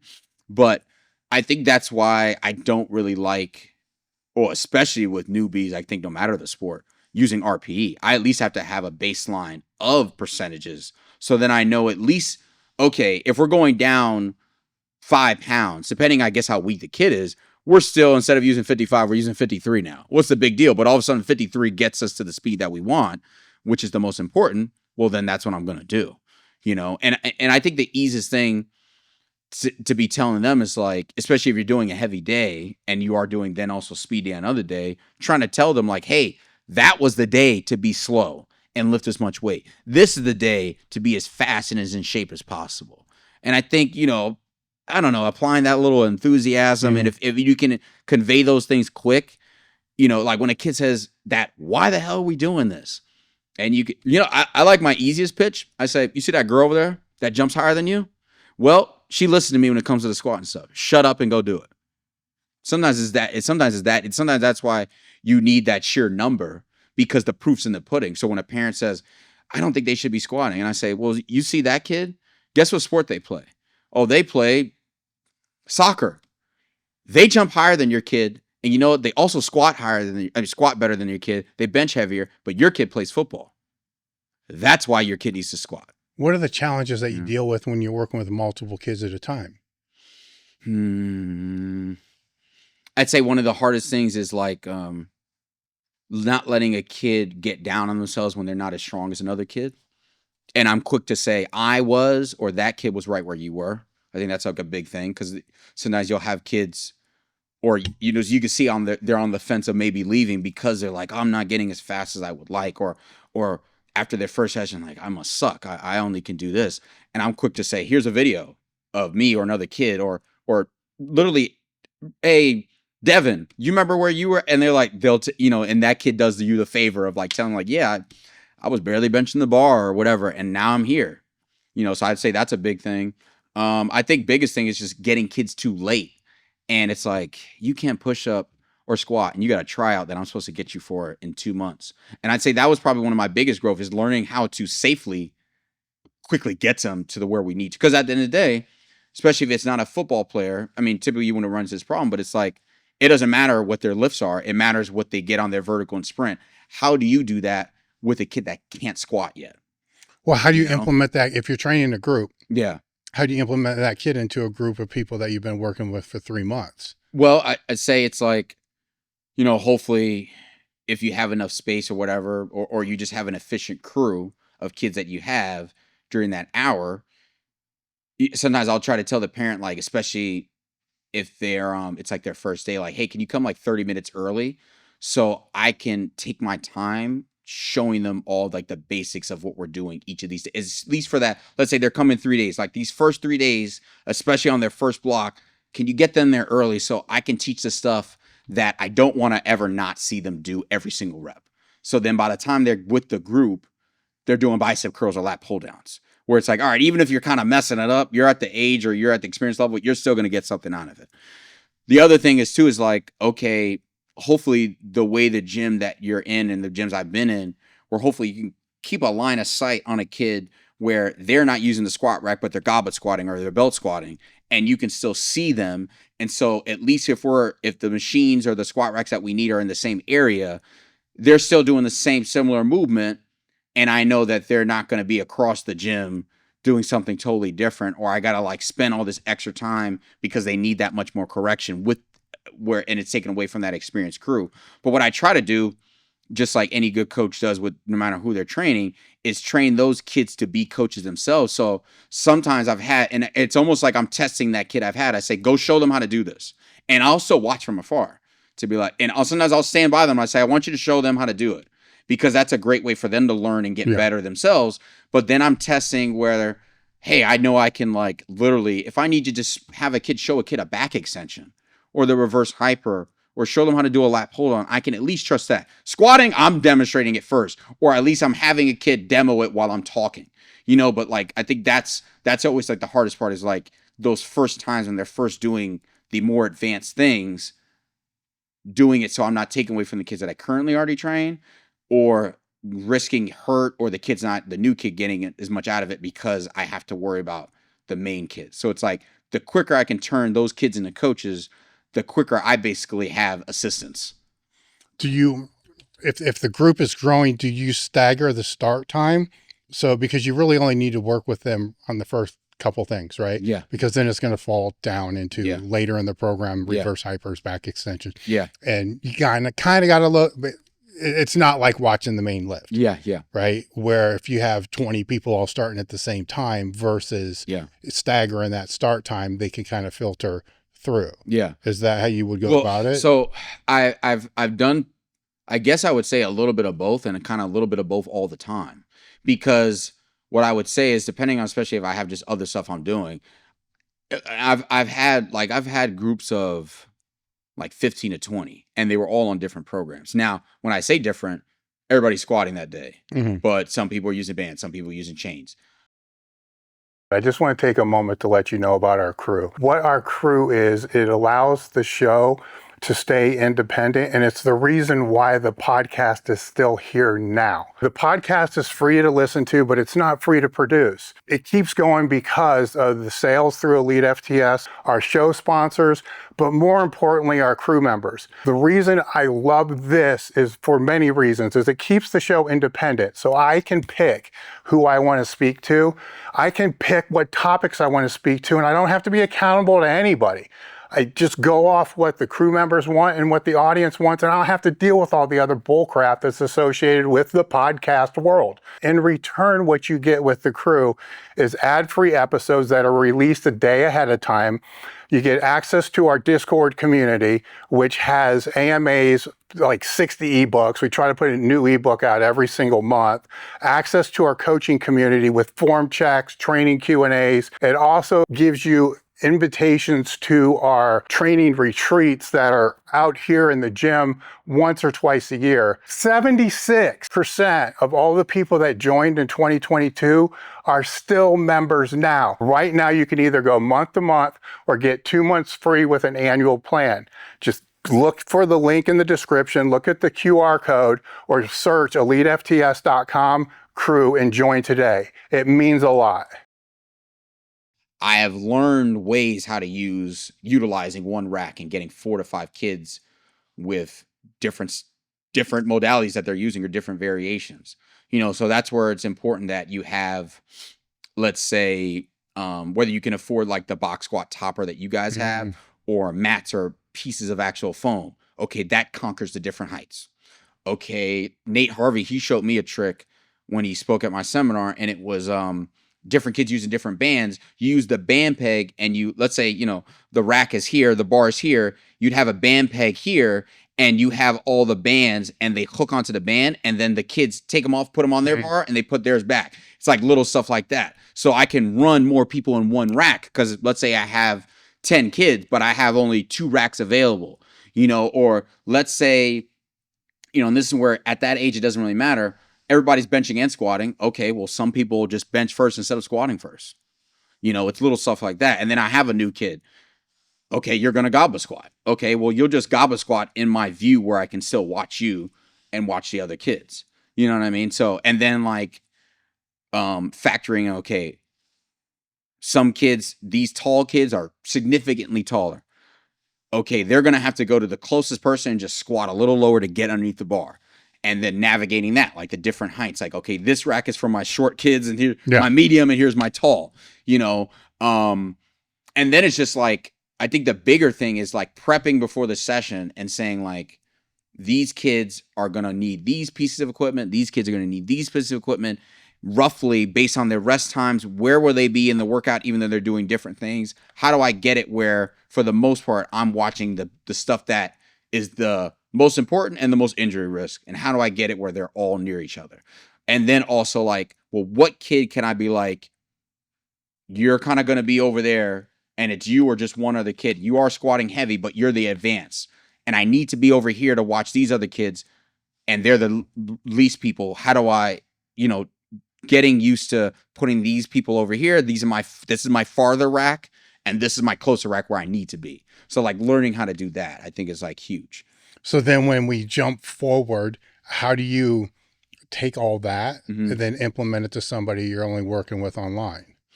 So, and that's the funny thing. We haven't even gotten to the cancer stuff, but because of that, I have grown so much and it's like such a huge skill that I'm like, it's one of those blessing and curses with cancer that I had to get better of accounting for things that could come. So it's like, how do I account for this? Well, let's go ahead and pull that in now then, right? Oh, okay. Because you weren't doing the online stuff before. I was, but just not nearly on the scale because I had to stop. Yeah. And then I had also so many kids that went to college no matter what. So it was like I started building on that, and then I moved several times, or I left this gym, so I had to convert people. So it's like, yeah, because of that, I had to get better at, based on this person's experience and their injury history, I have to go, how do I learn to be a little bit more cautious and still get them results? Or how do I say in descriptions of stuff, how do I say, if this happens, do this, and if this happens, and do this? Those are all things that took time to get better at, because it's just totally different. Totally different. So now with your cancer, I don't know if I'm going to trust my notes anymore, because the other things. If you use this is literally the timeline. So I don't know if you. Well, not so much that, but the question I have was, did your father have the same type of cancer at the same age? So I think he was a little bit younger than me, but he had non-Hodgkin's lymphoma. I have Hodgkin's lymphoma, and out of everybody in my family, I'm pretty sure my mom's side there's none. My dad's side, it's him, his aunt, so like my great aunt. And yeah, I think that's it. And both of them were Marines at bases that are on the TV when they talk about poisoning the water. Interesting. Yes. Yeah. So literally no one else. All right. So when I'm going to play this out in my head, you're just training, and then all of a sudden you're not recovering from your training. You think your training sucks. You think your sleep sucks. You think your diet sucks. And then, so how long did that go on until you found out that this is what it was? So, 2021. So 2021, no, the beginning of 2022, I was planning on, I was like, I want to lean out. I want to drop some body fat. At that time, I was like 230 something. Looking back, there wasn't like actually a ton, but I wanted to drop body fat. So at first, looking back, it was mostly because of cancer. I'm dropping weight, but I'm like, I'm not going that hard on my diet. I must be doing something shit. I must be doing something good. But then I'm like, I had gotten COVID before, but it felt like a cold. But then I want to say it was like April or June, I got it and it stayed. I was like, well, maybe I have long COVID. But like I kept feeling like shittier and shittier. And so January, I kind of jumped a little bit ahead to that June when I got long COVID. But in March, I was doing a men's league. One of my former coworkers, shout out to Spencer. One of my former coworkers, he was like, oh, you want to, I played high level. So he was like, oh, play in the men's league. And that started, I would say, in January. In March, I'm like, these people I'm playing against do not work out nearly as much as I do. And at that point, I still had such that baseline from kind of fresh off of basketball, because I was 27, that I knew all the work I was doing, all the marching, all the sled work. I was still like really pretty lean. And I was playing, I'm like, why am I breathing so damn heavy? Like having a trouble time breathing. So I literally listen, guys, go to the damn doctor when something weird out of nowhere. I'm like, I just stopped playing because I'm like, I don't feel well. Maybe it's COVID. So I stopped right before the playoffs. So then, fast forward to like June, I get COVID. And I'm thinking it's long COVID because it's like 2 weeks. I'm still struggling. And more, I'm getting out of breath just doing day-to-day activities. Like I'm talking 30 seconds of walking. I'm having a hard time breathing. Still being stubborn. Wife, smart. We're dumb. Saying, I think you need to go to the doctor, right? So this is what? Starting in 2022, July. Yep. And then so one night, I can't even remember the before. I just remember slightly the after. My wife finds me passed out in the bathroom. I collapsed. I think I remember standing up and then went to the ground. Good thing I just didn't bang my head on anything. I don't know. Must have subconscious. Must have, I must have known how to fail. But and so I wake up. So the next day she's like, "You're going to urgent care." I was like, "All right." Go to urgent care. They're like, we think you need to go to the ER. We see a black spot on the X-ray because they did an X-ray. I go to the ER and they're like, what did he do? The doctor walks in, closes the door. I said, I'm cooked. I knew exactly because my dad had cancer. I was like, I bet you that's what it is. He's like, so you have cancer, or we think you may do, but your whole right lung is collapsed and filled with fluid. We have to chest tube you while you're awake now. Now, I will say I will not wish this on my worst enemy. So the worst part about this is that I had a doctor that when I found out later, because I had to stay in the hospital for 2 weeks, fasting forward, going back, that this was a pretty new doctor. So when you get the chest tube, first of all, they do a little, they're like, it won't be that bad. They put a numbing like outside, that don't do shit. And then they give you a needle to put some pain relief in there. It don't do much. They put a needle in and then they have to basically make a hole. And keep in mind, they are going between your ribs, right? Because the fluid was around my lung and I think some of it was in my lung and whatever. And so they put the needle in, then they make the hole, then they put this like long blade kind of thing to like kind of make room. And so keep in mind, he has basically a hand on my side, and then with one hand he's holding, and then the other hand he's jamming this thing between my ribs. My wife, she tells us that she was just like horrified on the outside of the wall, trying not to freak out. And she was on the phone with my parents telling them what, not diagnosis, but what's happening. And I'm just screaming in the background. And after he's done, and you're supposed to then put the plastic tube in so they can then drain it, he's like, I'm really sorry to tell you, but the hole's not big enough. We have to do it again. So then they had to do it again. Finally, they do all that after jamming, boom, boom, boom on my ribs. Right? So they put the tube in. There was so much fluid. The reason why I was in the hospital for 2 weeks is because basically they have to drain it super slow, because if your lung inflates too fast, you could then not breathe because of that. So, it was basically like a long tube connected to like a white box, and it would show like your measures in like milliliters or something. And so I filled probably 10 of those in that 2 weeks, because they could only, because even when they were doing it super slow, they had to like be so quick to cut it off because that was that much. Like, so if it's this wide, it's this tall. I filled that up probably like 10 times over that 2 weeks. So they would only do it like, I think twice a day, essentially. They would drain it and then give me a break, because it was like, it would feel slightly better, but I could feel my lung like expanding, but it wasn't a good feeling, right? And then, so yeah, then I get diagnosed with Hodgkin's lymphoma.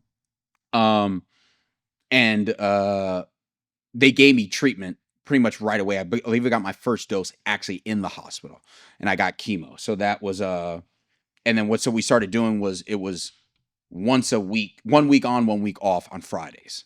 And I think literally not that week I got out the hospital, but the next week I went back to work, and I was still doing treatment on Fridays, and I would work on Saturday and Sunday. And most people don't know, but I would go to the bathroom and throw up sometimes and go back and work. And that was twofold. I needed the money, and there wasn't a lot of help when it came to that. But number two, in which I still view, because I love what I do, that was keeping me alive and motivated. I hated staying in the house, so a lot of times I would use one of the big Elite FTS plyo boxes, and I'd be kind of sitting, leaning against that, with kind of like one of those little podiums with all my folders and everything, because that's what I was using at the old gym. And I'd be training the athletes. And the good thing about that was that I started, so that was late 2020, and I got sick in 2022. So I had a lot of athletes that I would consider basically mini coaches. Mm-hmm. So it would help when I was like, any movement was terrible. And I want to say maybe we talked about it, but it was like, you know, it would keep my mind off it when I was in coaching. But in those little 20, 30 seconds where I didn't have to do anything, or kids were transitioning from one thing to one thing, I was right back to remembering what was feeling in my stomach. And I have a really sensitive stomach. So I basically developed anticipatory nausea. So every time I would go to the doctor, at a certain point, it was probably like, I did 12 rounds of that first chemo, probably about around 6 or 8. As soon as I would get to the hospital, I would start feeling it. And then, so I have a port in my chest. So I don't know if the camera can see that. That's where you put all your juice, because it kills your veins if you're doing it every week. It's sad because some cancers, they can't do a port for some reason. But mine would go in there, and the first thing they would do is put saline in to flush it out to make sure it's all good. As soon as I would put that saline, sometimes because it's connected into your throat, I could taste it, I'd throw it right away. So sometimes it wasn't even like during when I was doing the chemo. It was like on the way to the hospital, or as soon as I would, because you know, this hospitals have that smell, or as soon as I would go in, I'd start throwing up. So it was hard when I would work despite that and that feeling. And so when I would do 1 week on, 1 week off, and it was on Friday, basically, so if I had chemo Friday, basically around Tuesday or Wednesday, so because I'm looking back, it's been a while since I did hard chemo. Tuesday was the first day I felt good not doing any, or just working or doing day-to-day activities. What I learned is, because I triggered myself throwing up, I couldn't work out till Wednesday. So it was the first day where I felt good. And this is, I would say this is advice for lifters and people going through this. Your first day that you feel good, you're not ready to work out. You got to wait 1 or 2 more days. That's when you're ready to work out. The other mistake that I made in the beginning was trying to still, because I guess they told me, which hindsight, you won't know. Hodgkin's, I fall into the unlucky category that I'm the 7% that after your first 12 rounds, you're cured. I fall into 7%. That's a stubborn son of a bitch. So I thought that I was going to be done pretty quick. So I was training nearly the same. I was still max effort, dynamic effort. And looking back, maybe that made the chemo maybe less effective too. But it's like I was definitely going too hard. Like it needed to be more on the active recovery side. And it was way too, you're burning the candle crazy at both ends.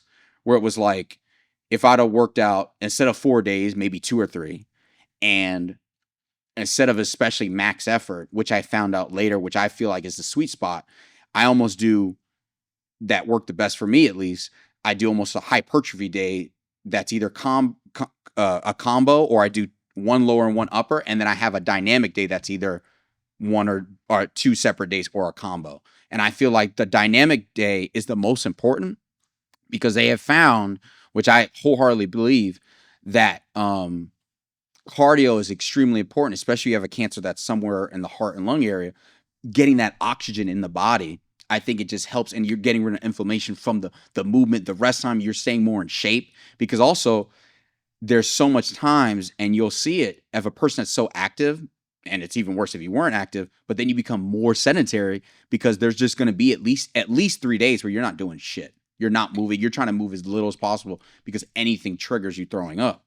So the dynamic days, I feel like, become so important because it's such dense training and it's built-in conditioning.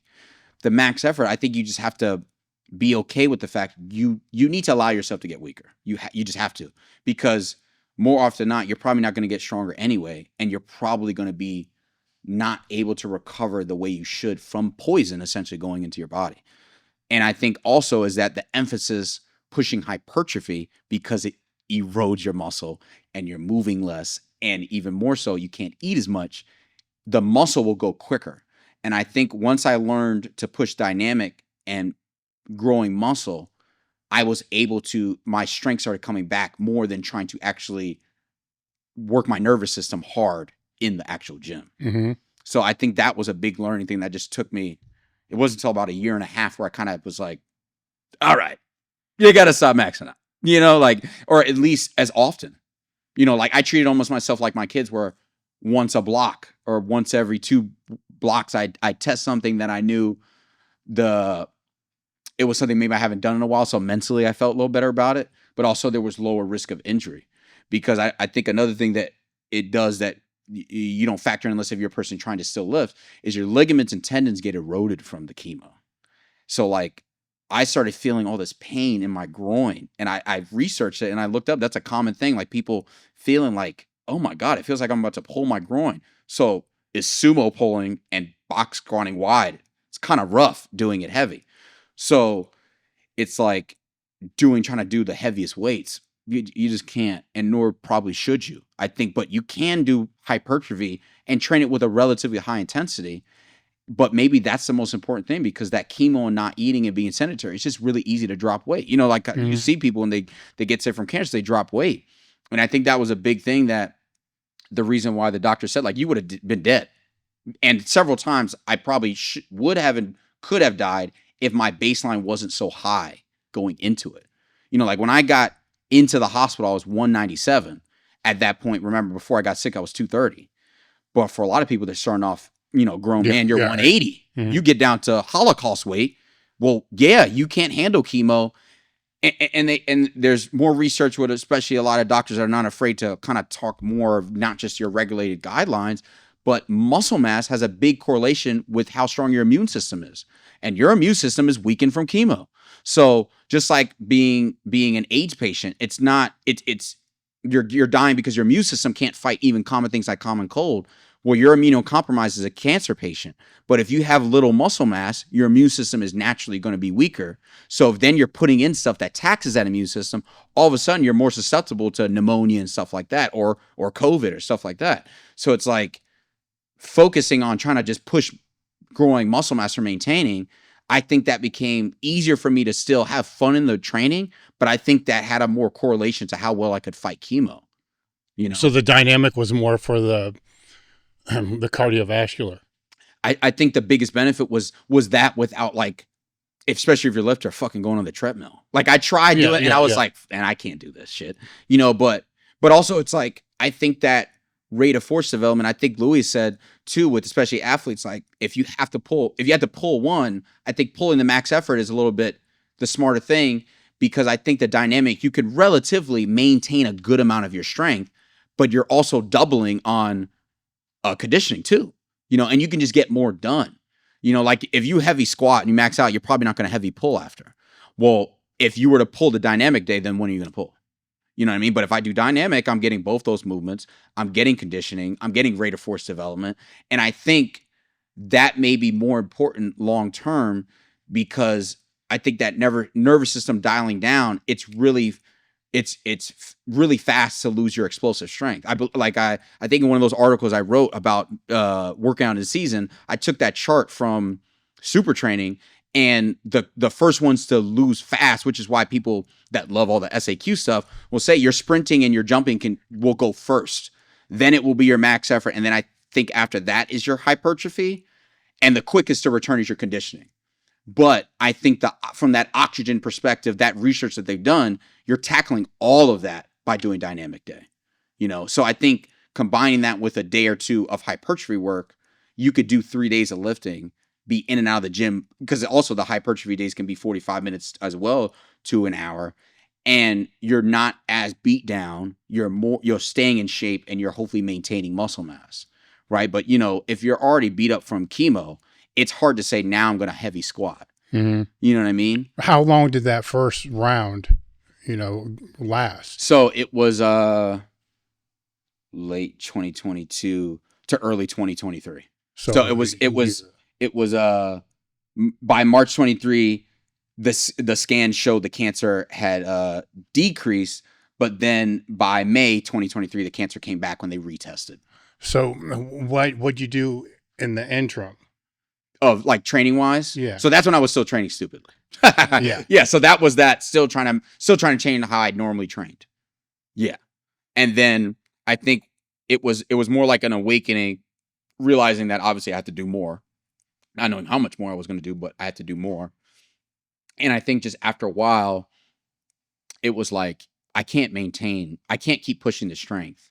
It's just like, I'm not getting, it's just like the kid, you ran a marathon today. Why heavy squat now? It's not going to go well. So I think that's when it was like, I transitioned to, okay, I can do maybe heavier sets of 3 to 5, but I'm going to cut maybe the amount of sets down, slash that. Sometimes I'm just going to do accessories. And funny enough, I was working with Swede right before, or was it right after? I think right after I had gotten sick, and I was like, I just want to hire a coach, and I knew about him, and I kind of just liked his philosophy and everything.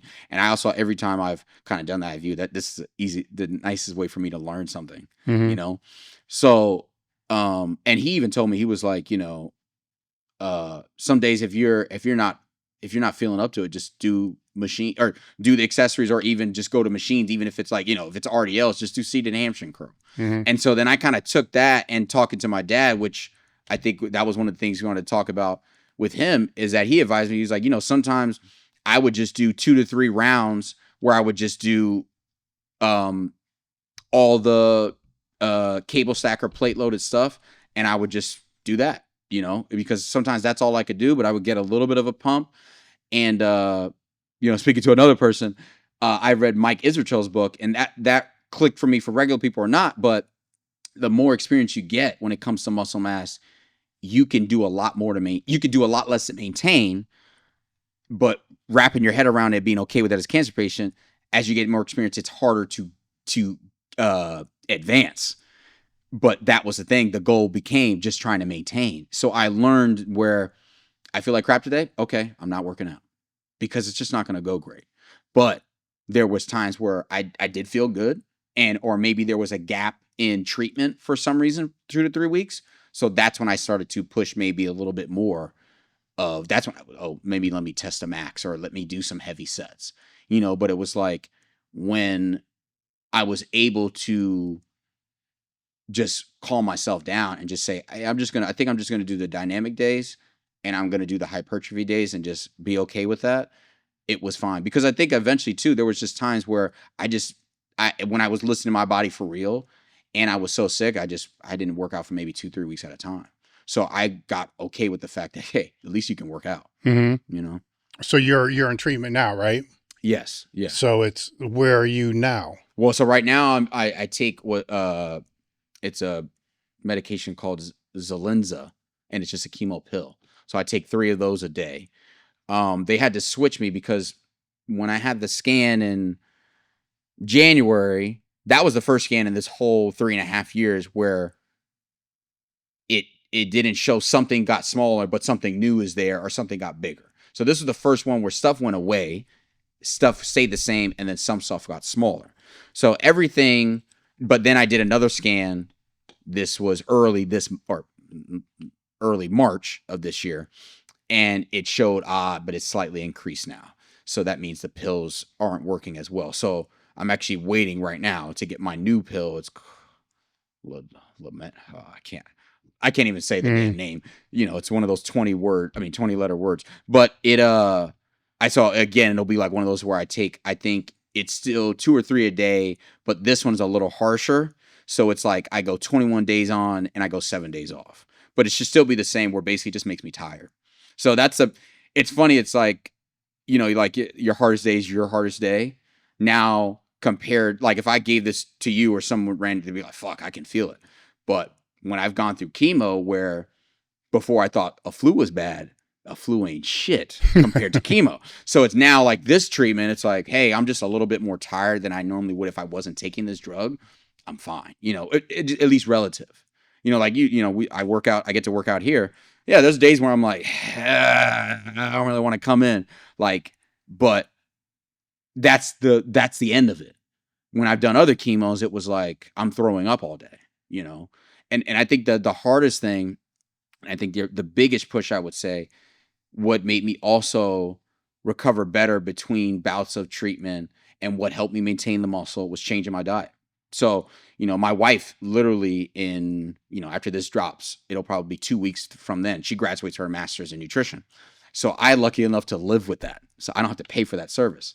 But that's something that, just like the training, you don't get taught at all at a doctor's office. So I really feel bad for people who have no clue about it. But that's when I started actually, I've put on size during treatment. And it was when I made the change of like really buckling down, that at least when I can eat anything I want, I was able to. Because even eating clean, there's just certain things that for whatever it is, I think for that person will trigger throwing up.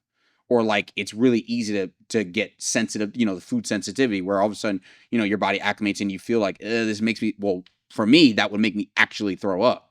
So there was times where it's like, let's just do oatmeal. Bam, throw it up. The worst part, you get that chemo fog. You forget what things made me, what things could I handle, and I would say, it's like sometimes you got to be okay with just having bread because it's so plain. Like you got to really plain foods.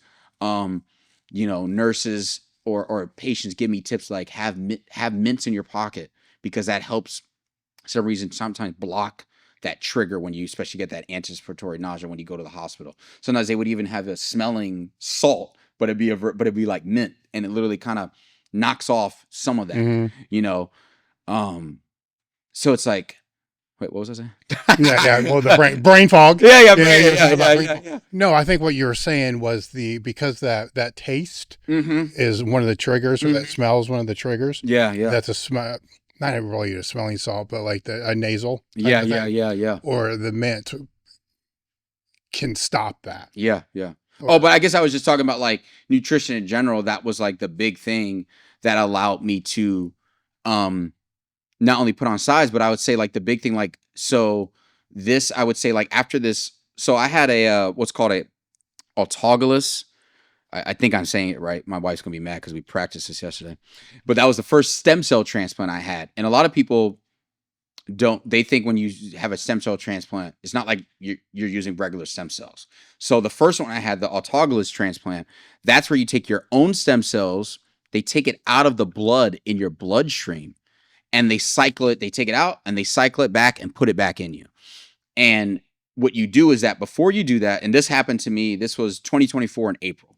So I did, I got to back it up a little bit. I did what's called ICE, which is an extremely hard chemo. And I did that the days leading up to that transplant to try to knock it down. I had to get radiation because I started developing mass. Like I have scars here from that, on that, to get all that down. And then I did this autologous transplant. And that autologous transplant, you're getting they take it out first and then they put it like in a freezer place. And then what you do while you're in the hospital, you do 4 days of super hard, intense chemo. And when I mean super hard, intense, good Lord, it was terrible. So on that 5th day, you get your stem cells back and you're like, oh, this isn't that bad. You're laying in the hospital, whatever, blah, blah, blah. That next day, and for about 5 days, I threw up at least probably 4 to 5 times a day. Hey guys, I just wanted to take a moment because we do read the comments, and one of them that keeps popping up more frequently than not is, I can't believe this video doesn't get more views. Take a minute to subscribe, leave a comment, and share. It really does help. And I couldn't eat nothing. So like I probably, it's funny how many times I went up in weight, back down in weight, up in weight. So before that transplant, I was 220. And by the end of that week, I think I was like 203, because I think by the 5th day, I could start having like broth. And the thing is that also when you do these transplants, it basically resets your immune system like you're a baby. So you also can't eat a lot of things. So like my wife, which was so crazy, she had to, like, when I talk about wash all vegetables with soap and water, because there's little parasites and stuff on it that your body's not ready for because you have a baby immune system. I couldn't have probiotics, so I couldn't have yogurt and stuff like that. No sushi, nothing like that for 2 to 3 months. And after I was in the hospital for, I think about 14 to 18 days, typically you go to 21 days in hospital, then you get released. But once again, that just speaks to my baseline. I'm healthier, so than a typical person in that situation. So I was able to go home. But after that transplant, up into 90 days, the only places I was allowed to go was basically in quarantine because of my immune system. The only place I could go was from home to the doctor. And let me tell you, mentally, that's fucked. And I would say, like, I wasn't probably supposed to, but the last, like, I don't know, between 70-day mark to 90, I started going to because we were at a private gym at that point we worked at, and I would go at night when there was nobody there. Because I was like, I'm going to kill myself if I don't fucking go. I got to, first of all, it's more so just not only seeing a doctor's office and your apartment, but number two, like, I got to get my body moving, you know? Well, how do you go about building your immune system then? It's literally, so they just have protocols. It's just time. It's just like, it's literally just time, you know? So like, it's like, okay, you can have people in a controlled setting at your house that you know, and you know they haven't been exposed to COVID, and you tell them if you have even a sniffle, don't come.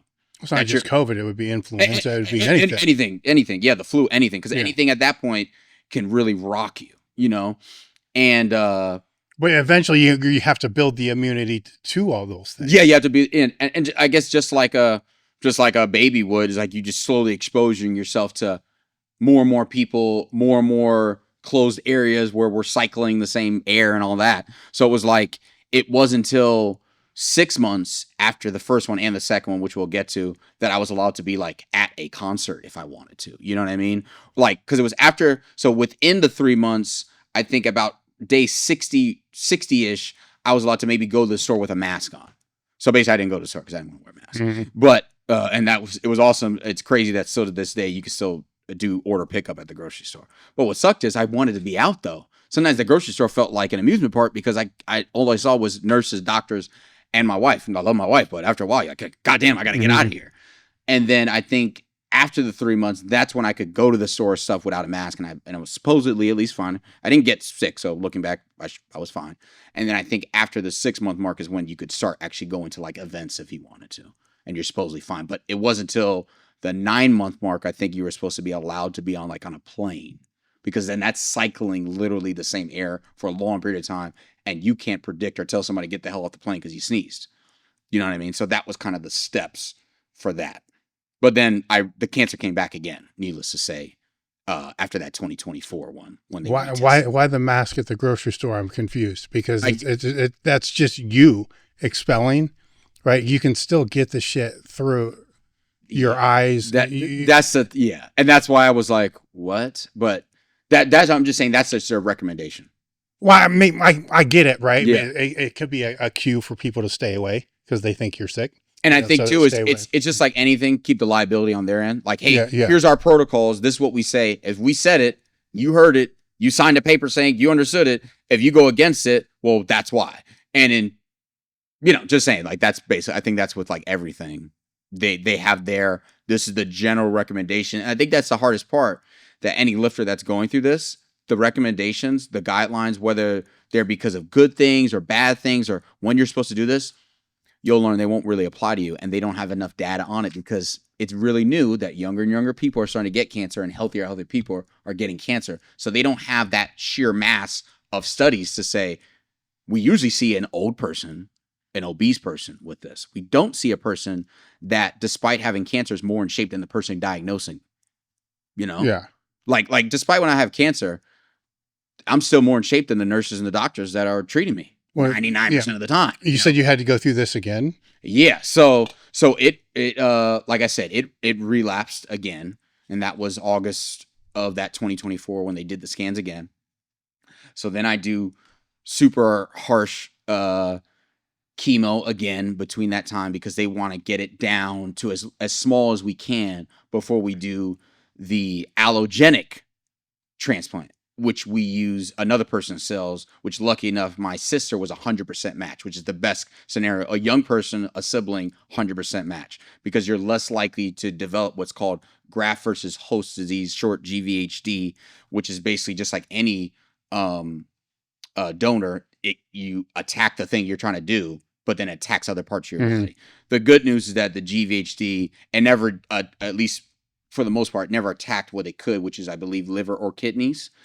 And it really just gave me skin rashes, because the thing it really does is it goes after your skin. So you can get really bad rashes. I never did. I mostly just got acne.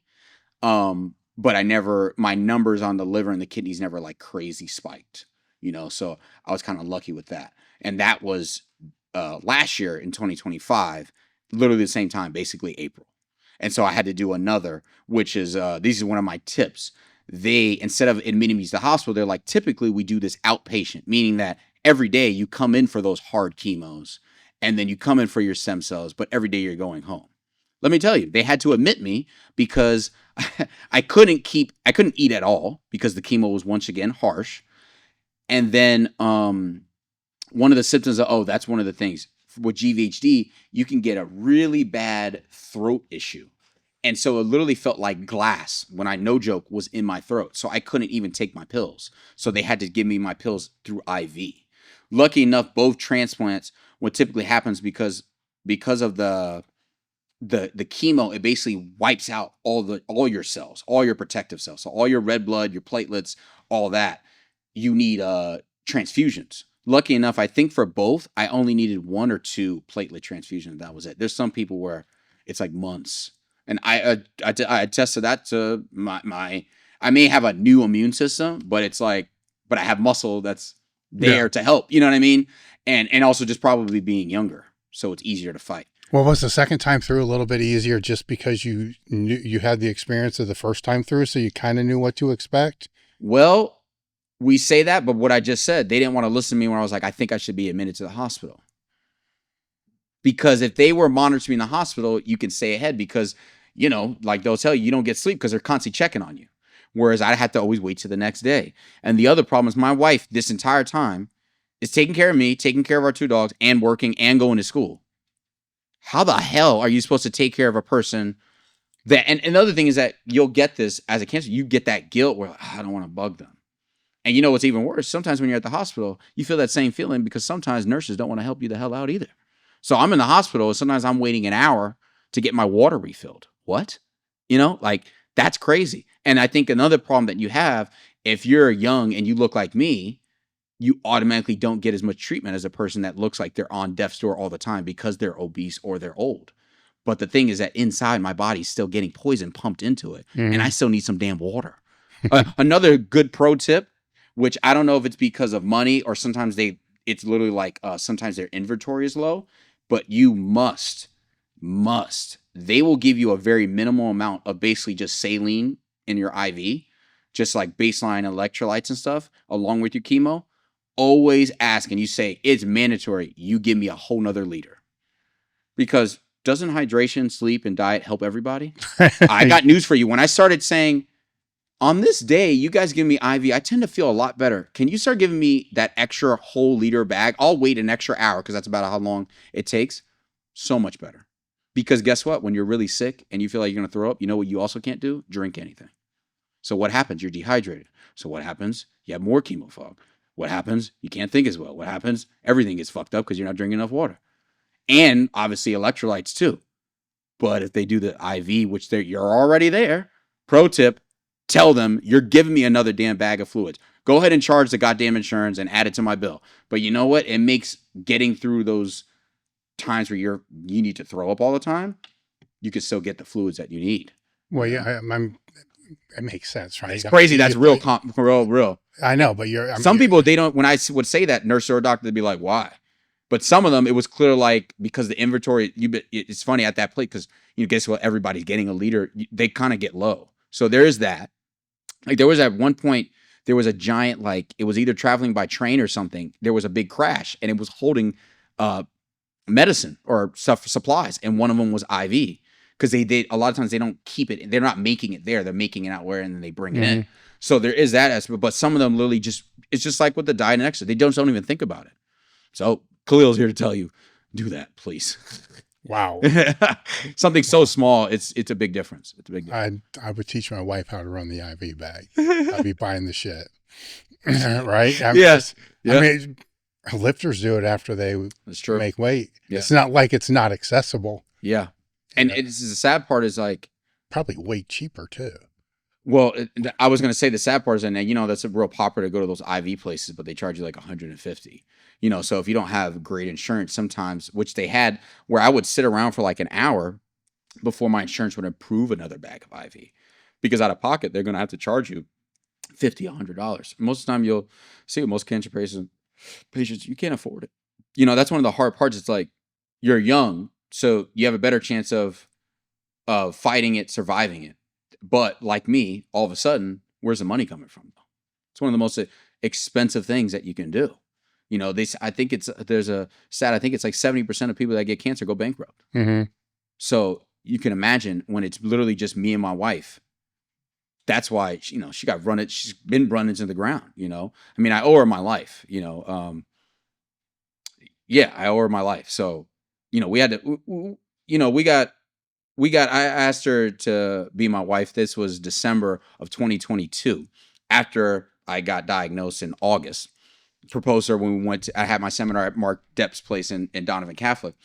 And I asked for her hand there. And that following year, 2023, when I had relapse, months later, because I was basically waiting, like, oh, we want to have a wedding, you know. I think, you know, we were always on the fence of we're just going to go to the courthouse or not, or at least a private event, or just be in a better position, not being sick. And that speaks to how much she loved me. And she was like, damn, all that, let's go get married, you know. There's not a lot of people. I mean, check out the divorce rates for cancer. And I just relapsed. There was no guarantee that I was either going to live or how long, like right now, that I've been battling this, you know. So it's easy for me to tell people, hey, without a doubt, would this person stay with you if you got what I got? Then that's not a long-term person if you're thinking about that. How do you mentally deal with this? Well, I guess you didn't know me that much before I've had cancer, but I've always been an upbeat person. That's just how my personality is. I would say that. Working, and even when I've only had to do online training, that's kept me going, because I think one of the hardest parts is that during quarantine is that I think there's a lot of people, yes, you want to be out, but out for a different reason. The worst part I found is not because I want to go to a bar or a restaurant. I wanted to go back to work. I actually love what I do. I think a lot of people were like, well, at least I don't have to be at the job I hate. No, I actually love what I do. So that's where it's like, I read some more books that I had been putting off. I listened to more podcasts. I was like, I just got to find a way to get better and also occupy my time. Another big thing, shout out to my long-term client, and we become closer. Now we're very, you know, best friends, Chris Miller. When I got diagnosed, no kidding, for at least the first 1.5 to 2 years out of this 3.5 years, he FaceTimed me every single day. If I didn't call him, he called me first. And we would talk for at least an hour. Sometimes just bullshitting. Sometimes I was literally FaceTiming and like I have there's some videos, if you look at like my highlights on my story, of me in the hospital bed literally FaceTime training him. You know, and he knew and I knew without us even saying it, but like it was helping me keep going, you know, because it was a distraction from feeling like shit. But also because I love what I do, it gave me, at least in some capacity, to do that. The other thing is I have a very caring, just naturally, you know, I'm nice, but, you know, I have a little bit of that just typical, like, you know, I'm a little bit of an asshole, you know, I'm the nicest and I'll tell you the truth, but you know, I'm not nowhere near as just a kind person as she is. And she's hot. So that helps, you know, I get to wake up to that, you know, and, you know, despite how sick I was and I know how tired I was, you know, she never would cry in front of me, even though I know she has, you know, I know she goes through it. No matter how tired she was still doing school, still working, and taking care of our dogs. I mean, there was times where, or every time I was in the hospital, she would be coming back and forth 2 or 3 times a day, work, like training her clients, doing nutrition online clients, doing 2 master's degrees at the same time, and taking care of our dogs. You know, and she would feel bad when, you know, she needed to go sleep in her own damn bed and not sleep on the shitty little pull-out thing or the recliner that they have in the hospital. And I would always feel bad when I'd be like, even asking her to be like, I know you already came once. Could you come twice? Because sometimes there's capital C's that are taking care of me that I have to wait to get water for. Or there'd be times where I had to pee in the bottle because going to the bathroom would trigger throwing up, you know. And so, you know, that tight little circle, which is mostly, I would just say, my best friend Chris and her, and just my upbeat attitude is what's kept me, you know. Out of the, so there's kind of like 2 scenarios that play out from the mental perspective. Yeah. Is there's when you're in the hospital and it's when it's really, really, really fucking bad, right? Yeah. You don't have a choice. right? Like, so it's, I don't want to say this in a disrespectful way because I've kind of been in this position, right? Well, you're so mentally tough. It's like, dude, you're not even aware. You know what I'm saying? It's just, it's so fucked up that you're just surviving. Yeah. Like your mind isn't playing into this shit. You're just fucking surviving. Right. Yeah. And so there's breaks between that. Yeah. You know, there's like going into knowing that you're going to feel like that, then just coming right out of that, which is, those are really bad mental places to be. Yeah. But the other really bad mental place could be is kind of where you are now. Yeah. Right. Just out of nowhere, you know, and that hits there.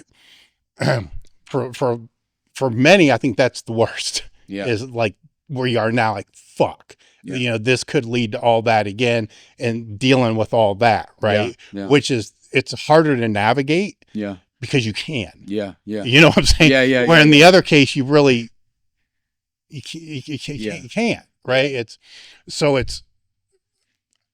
That's what I mean by how do you navigate that? Yeah. Right? Because you can stay upbeat, you can stay all this, but the one thing that's with you all the time is you. So yeah, this is a big point. I guess I got to scroll back up. You know, one of the big things that my wife, it was one of those blessing and curse. The same thing with like finally doing nutrition, despite living with a nutritionist. My wife has always told me I should always meditate. I never did it. So I wish I could afford it, but if you can afford it, go and visit that guy, Joe Dispenza, because I did like his online course. And that's been a huge thing for me. Cause I'm not atheist, but I've never been you know, when I was younger, when I lived in the South, that's a thing, especially if you're black, you going to church when you go visit your grandma, you know, but I've always been a person where it's like, it's like same thing with politics. I'm very middle ground. So I've never been like, hey, I know there's something there, but I know everything in this book probably ain't real. Cause just like every story, it changes over time. But that meditation, it gives you that prayer aspect, which at the end of the day, that's what kind of prayer is. You know, who knows if you're really talking to somebody, or are you talking to your subconscious or whatever it is? But like that helped with the anticipatory nausea, like being able to stay calm. It helped like, I think just from being a meathead and, you know, growing as a man, like getting over some anger issues, and then obviously feeling angry or when those depression times, I think being able to center yourself and kind of get into the point where it is like the best thing, the way to view it, where it's kind of like, it is what it is. And you just kind of, you know what? Hey, there's a 4-year-old that has definitely incurable. He's dying no matter what. There's people that it's still in third world countries. There's people right now getting bombed. You know what? Hey, I still got a really nice looking wife. Right now I can work. And at least for the foreseeable future, it looks like I'm good to work. It'll just be, you know, how long do I have to keep doing treatment? But hey, even in my own journey, I've had it where, good Lord, it's been really bad. You know, so it's always like, you know, that's one of the ones where I would say comparison is a good thing, where it's like, hey, it could be worse. Now, you shouldn't downplay how shitty and fucked up a situation it is, but it's like, I guess that's just part of life, you know? And I viewed it as, no matter how long I got, you know, my plan is hopefully, hey, I get to 100, 120, because my dad's still good. He fought it for like 3 years, and he had to do radiation and chemo like 3 days a week. So that he had it probably, I don't know how much worse or whatever, but like he had it harsh, and he's good. So I can personally, in my own life, have it something like, hey, I know that there's another side to this, and I could be fine. And look what diet and exercise could do for you.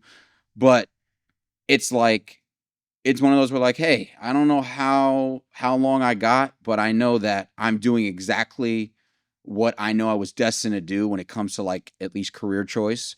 I've obviously clearly I was right. I'm retiring my jersey and picking my wife, because clearly there was some gut feeling. My grandma, who's like the twin version of me, saying, "Don't fuck this up." When I was 21, 21's in today's age, that's really early. But clearly I made the right decision. But it's like, hey, I'm doing exactly what I want to do. And my goal is just to help as many people as I can. I always joke with my wife, but I'm very serious that I have a few ideas, but my goal it's, I guess, partly selfish, but it's because I know that means I've helped a lot of people. I want to win a Nobel Peace Prize because I want to do, there's things I want to do that I feel like would help regular people or people in my situation, that there's just large gaps. And maybe I'll be blocked by things like politics because I think there's reasons why we want to keep people sick. But my goal and what brings me joy is seeing people do things physically that they don't think they could ever do, but that also changes their mental. I always harp on, there's so many benefits to playing sports and lifting weights that the rest of their life people undersell that never did, or that people forget about. Like I always say, like all my athletes that I've trained that are now done with college, that now train with me online, that's because they saw results. And maybe now maybe they just want to look good or be just strong and not for athletics. But now I just took one less obese person off the list. That means a lot to me. You know, that means that this person is going to be to play with their great grandkids, maybe great grandkids. That's a huge thing, especially when you're talking about training kids. And now, essentially, because my younger sister, she's 8.5 years younger, they say the generation, hers and younger, they're the first ones where their life expectancy may go backwards. Well, why? We have more access to knowledge, but we're poisoned more in some way. Our food's worse. And despite having, I think, probably the most people that worked out of all time, we've also have the most people that are sedentary because naturally you want to do the thing that's the easiest thing. It's really fun to drink with your friends on the weekend. It's really easy to play video games all day. It's really easy if you have a sedentary job when you're done and you're mentally exhausted to not work out. But when I get kids early, that's why those are kind of my favorite. I can help mold this person that for the rest of their life, I know it's a simple thing, but simple things are sometimes the most beneficial, that this is going to make a positive impact. And I think it's not just them, it's their kids. So that tree that I'm creating, that brings me the most happiness. So it's like when people are like, what, it's funny, like I'll get asked when I've worked at different places or clients themselves, like, who's your favorite population to train? I say, I don't have a favorite population to train. I have a favorite type of person, a person that when they pay me, they're motivated that they're actually going to work hard. I don't like to hold anybody's hand. You're paying me, you're taking your time. Don't waste your time not working hard. That makes no sense to me. So I don't care. I've trained 80-year-old women. I've trained 5-year-old kids. I just want you to get better, and I want you to care about getting better because, and I think that's a big thing where I've always had really good client retention, just partly because of my personality and the results. But like, I think I convey the message of like, I believe in you, and I know there's things that you can do that you have fallen into, like, there's no way I can ever do that. Like with my girls, someone told me like, oh, you give more attention to the female athletes. And I say, cause who the hell else does? I said, at these, sometimes even universities, if you don't play on the football team, so it's not just girls, you're for afterthought. You know how many girls have come back from D1 university? They're paying a lot for their tuition. And they're like, yeah, we just get the same copy and pasted workout. Sometimes it's copy and pasted we know from another team. The attention is not there. So yeah, I give a lot more attention because it'd just be like any population. The underserved deserve more help because they're not getting a lot of service. And I think too, it's like with girls, it's harder because especially with social media, they're constantly comparing themselves to somebody else. I mean, that's kids in general. It's more bombarded in your face how much your life sucks or how ugly you are or how weak you are. But it's like, that's a big thing for me that especially my female athletes, they stand taller. They're more confident, especially because it's easier for a girl, for someone to be pushing you down or telling you, or, you know, that mansplaining thing, whatever you want to say.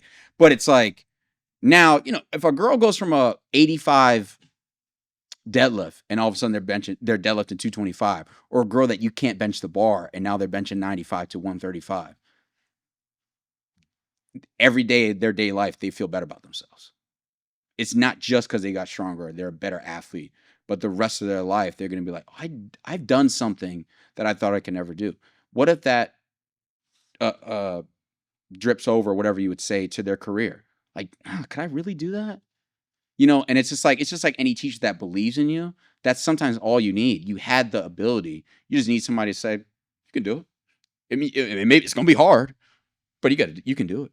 You know, the weird thing to me with the comparison thing, yeah, is if we use your girls as an example, is they, and it could just be I'm from a different generation. They don't understand that there's people looking up to them, wishing that they were them. Yep. You know, and it's. I did that with a video I put on my Instagram a little while back, and I was talking about myself, and I said, it's funny, even sick with cancer, I'm much stronger than I was like when I was in, at least like first starting in college, right? And it's funny, it's like I would have wished for how strong I am now, but now I'm only comparing myself to when I finished retiring and I was 25, right before I was getting sick, and I was prioritizing strength, and I'm comparing myself to that. And, or it's like when I was then I just did strength, and I was like, I don't have abs.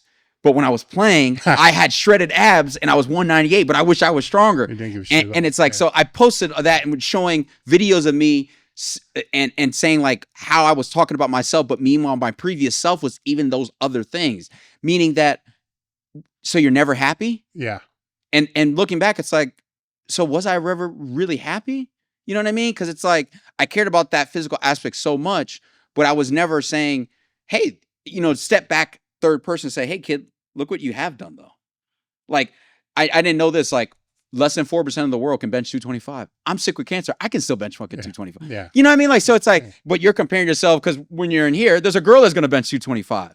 But it's like, you got to say, and which is what I tell all my kids. They're like, do you really think I can do this? Or I only can do this. Or my favorite is a kid will be like, is this good for said age? And I'll be like, all I care about and what I care about is, what did you get last month? You got to beat that. Mm-hmm. You have to beat you, because then at the end of the day, if you work as hard as you can say, I did the best with what I got. I ain't got 6'8", 250 LeBron genetics, okay?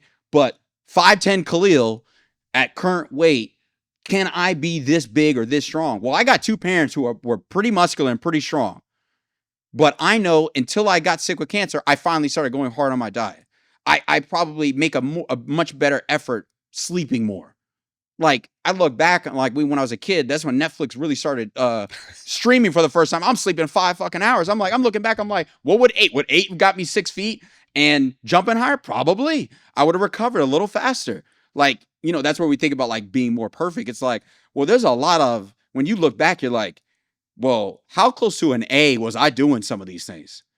And you're like, well, I did the fun stuff to an A. Yeah. But the stuff that wasn't fun, putting down soda and picking up water, I knew enough to say at that age, like now that I train kids and my wife will give them, sometimes she'll just help a kid and be like, here's just your macros. And most of the time we just focus on protein. I look back and it's like, I knew to eat chicken breast.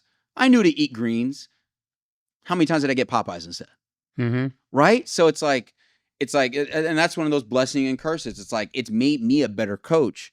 And one of my goals, and when I launched this app, after the podcast drops, I'm just officially saying it now. Anybody that has cancer, you will get it for free. I'm not charging you, because number one, you're broke. I know how that is. Number two, if you have questions, you can ask me. Even though it's the set programs, but eventually I'm going to use. I think actually I'm going to probably just do it in these next couple of weeks. So I'll launch it too. There'll be a cancer one that's literally all the workouts I did, and it'll show like all the different things that you should think about and account for. That's going to happen. I haven't had every type of cancer, and that's one of those things where it's like fucking feeling sorry for yourself. Like I recently, I cut my hair off again. This is the second time I did it, because this time I was bald and I was like, it's time. But it's like, I think about, well, as a man, like my wife actually likes it. I got a dad that's bald, now, and it's like, he looks good. And I'm just like, yeah, but imagine if I was a woman, same damn deal.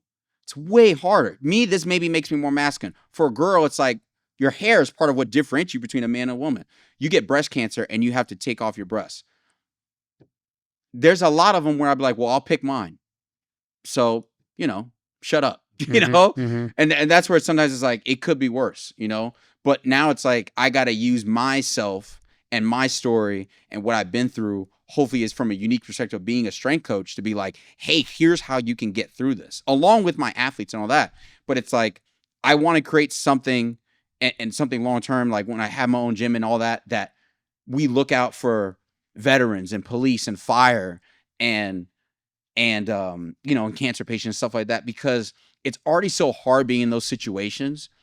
And, you'll learn, like I said, I have a close knit. There's not a lot of people that are really in your corner, and you'll find out who are your real friends. same thing with military. It's like, it sounds all good. You sign up, but I feel like, which they don't do on purpose. How many of them tell you, this is what it looks like when you come back? This is how well we take care of you. I feel like it may be getting better, but it's very marginal. And it's like, so my wife, she graduates with that master's in nutrition next month, but she's continuing also her psychology degree because they go so hand in hand. But we've talked about it so much. Like, I want to be to somehow like trick those guys where like when we have our own gym, it's like, hey, just come for the training. Hey, you get a free consultation with my wife. You know her. She's cool. Do the psych. How many of them, if they just had good care, they'd be a lot better. We could get some of the PTSD down, and it wouldn't be, and the hard part of like we talked about, it's looked down upon. But how many regular people need to see somebody? But you need someone that you can trust, And it's like with me, it's like I have a unique perspective. I can help you navigate if you're a lifter or somebody going through cancer. What are the things that they're not going to tell you when you're at the doctor's office that mean a lot?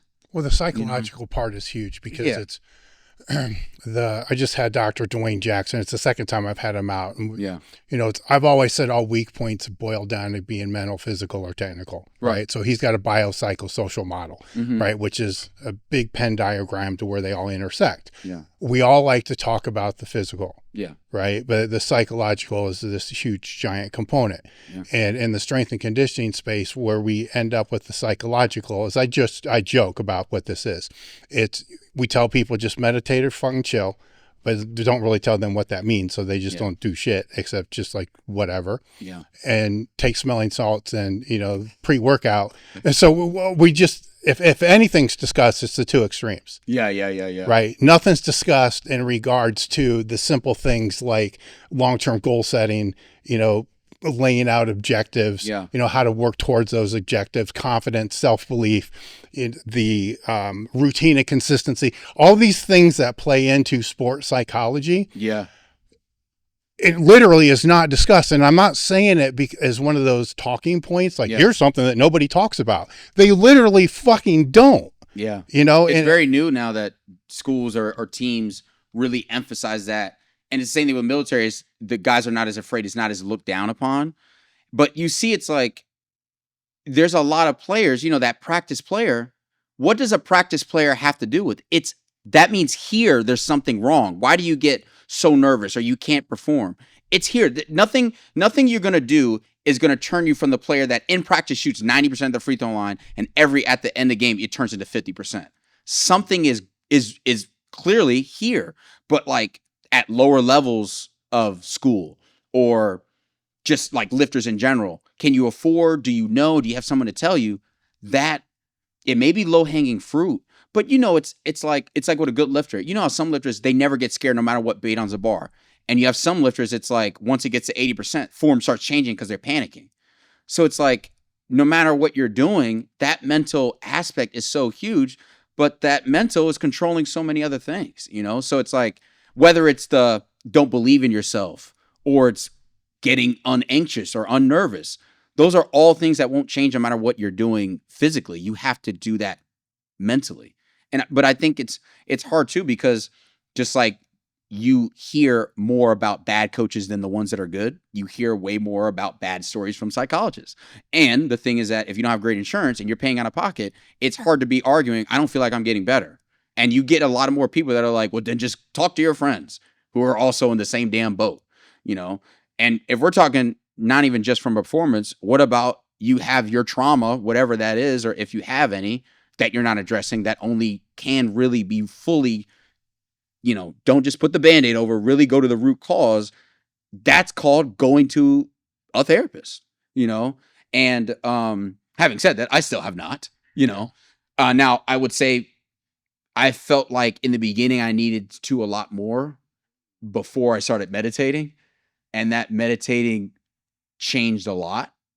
But I would still say it's one of those where I still want to, and I know I need to do it. But it's probably one of those where it's hard because I don't know anybody personally that has someone that I want to go to, because pretty sure I'm going to be breaking down crying because I'm probably going to be letting it all out. Especially if I trust them. And that's a hard thing, I think, for a lot of people. It's like going to the doctor. It's like, oh my God, I know this is going to be rough. You know what I mean?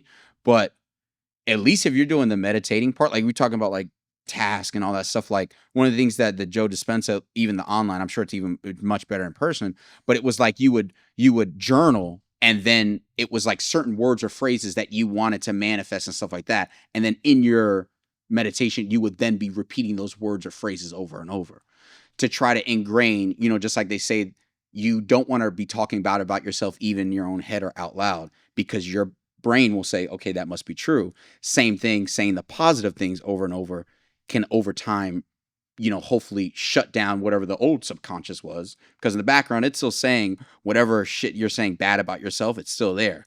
With meditation, hopefully you can at least change that to some degree. I don't know. I don't think you can become a Buddhist monk unless you full-time do that. But I think if you're not doing it at all, and let's say you're not a person that prays and all that, I think it could give you a big benefit. I mean, speaking for personal, I thought it was a lot of fluff too.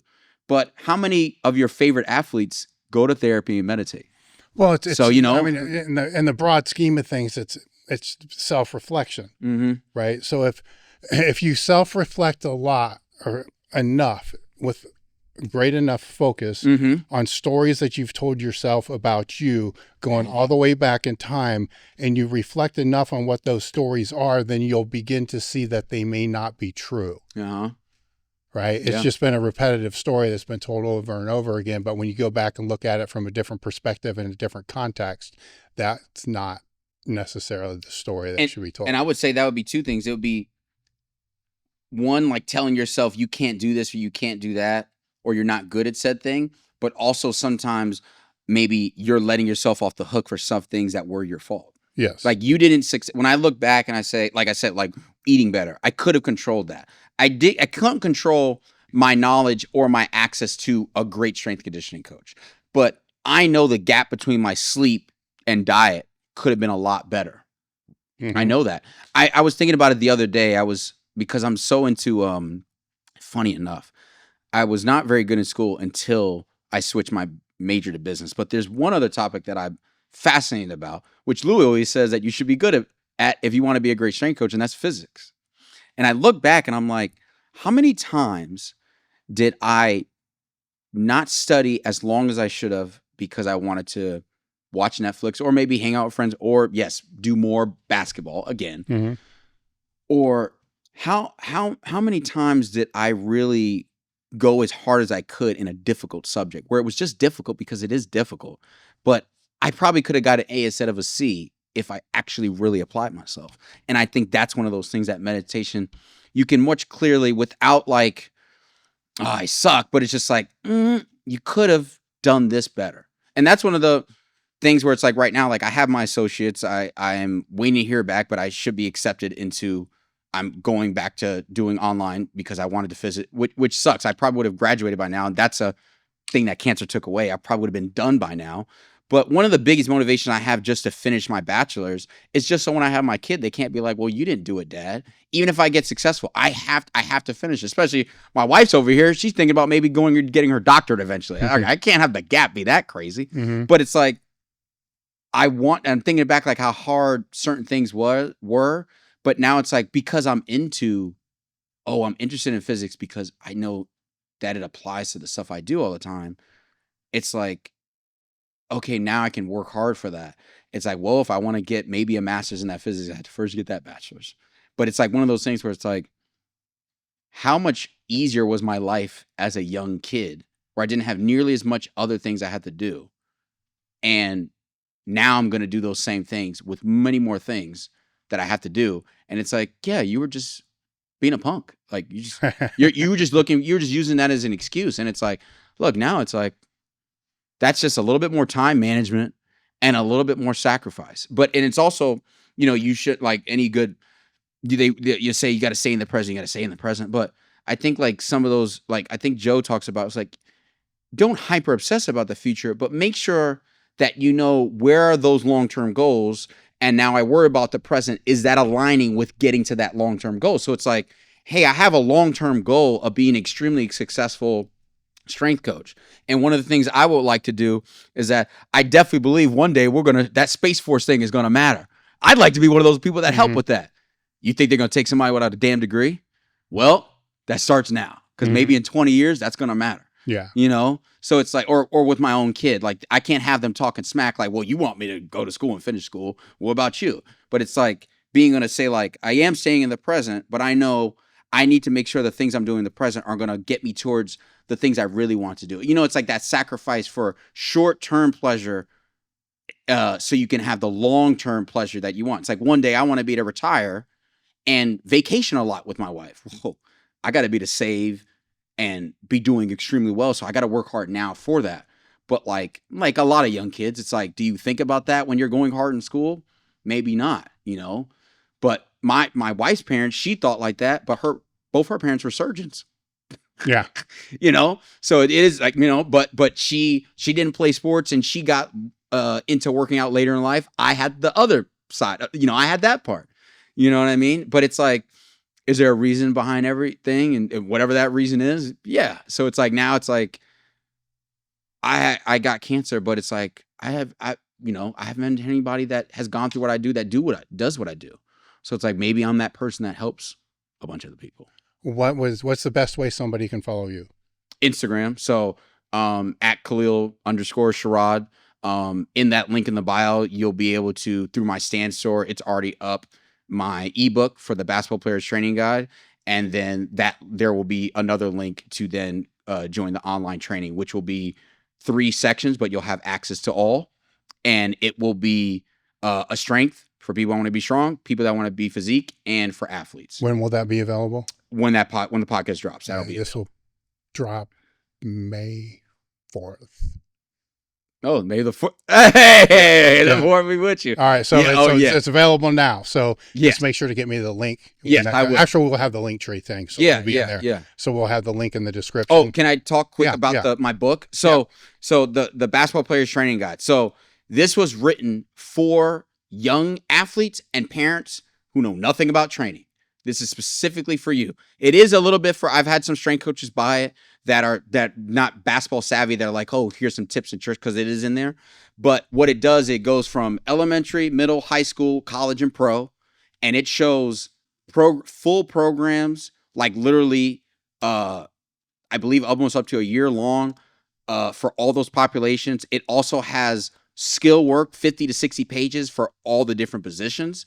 And then it just has recovery, flexibility, mobility. It has everything. So if you're a basketball player, literally that book covers everything. All right. So that will be in my bio too on Instagram. Yeah, I just made a note here to put a link here. So it's available now? Yep. Okay. And you can follow me on YouTube too. I do some longer form video stuff on there. Same thing, Kalil Sherrod. I mean, follow me on TikTok, but I barely use that either. Yeah. So, all right. Well, thank you this has been great. Yeah, thank you.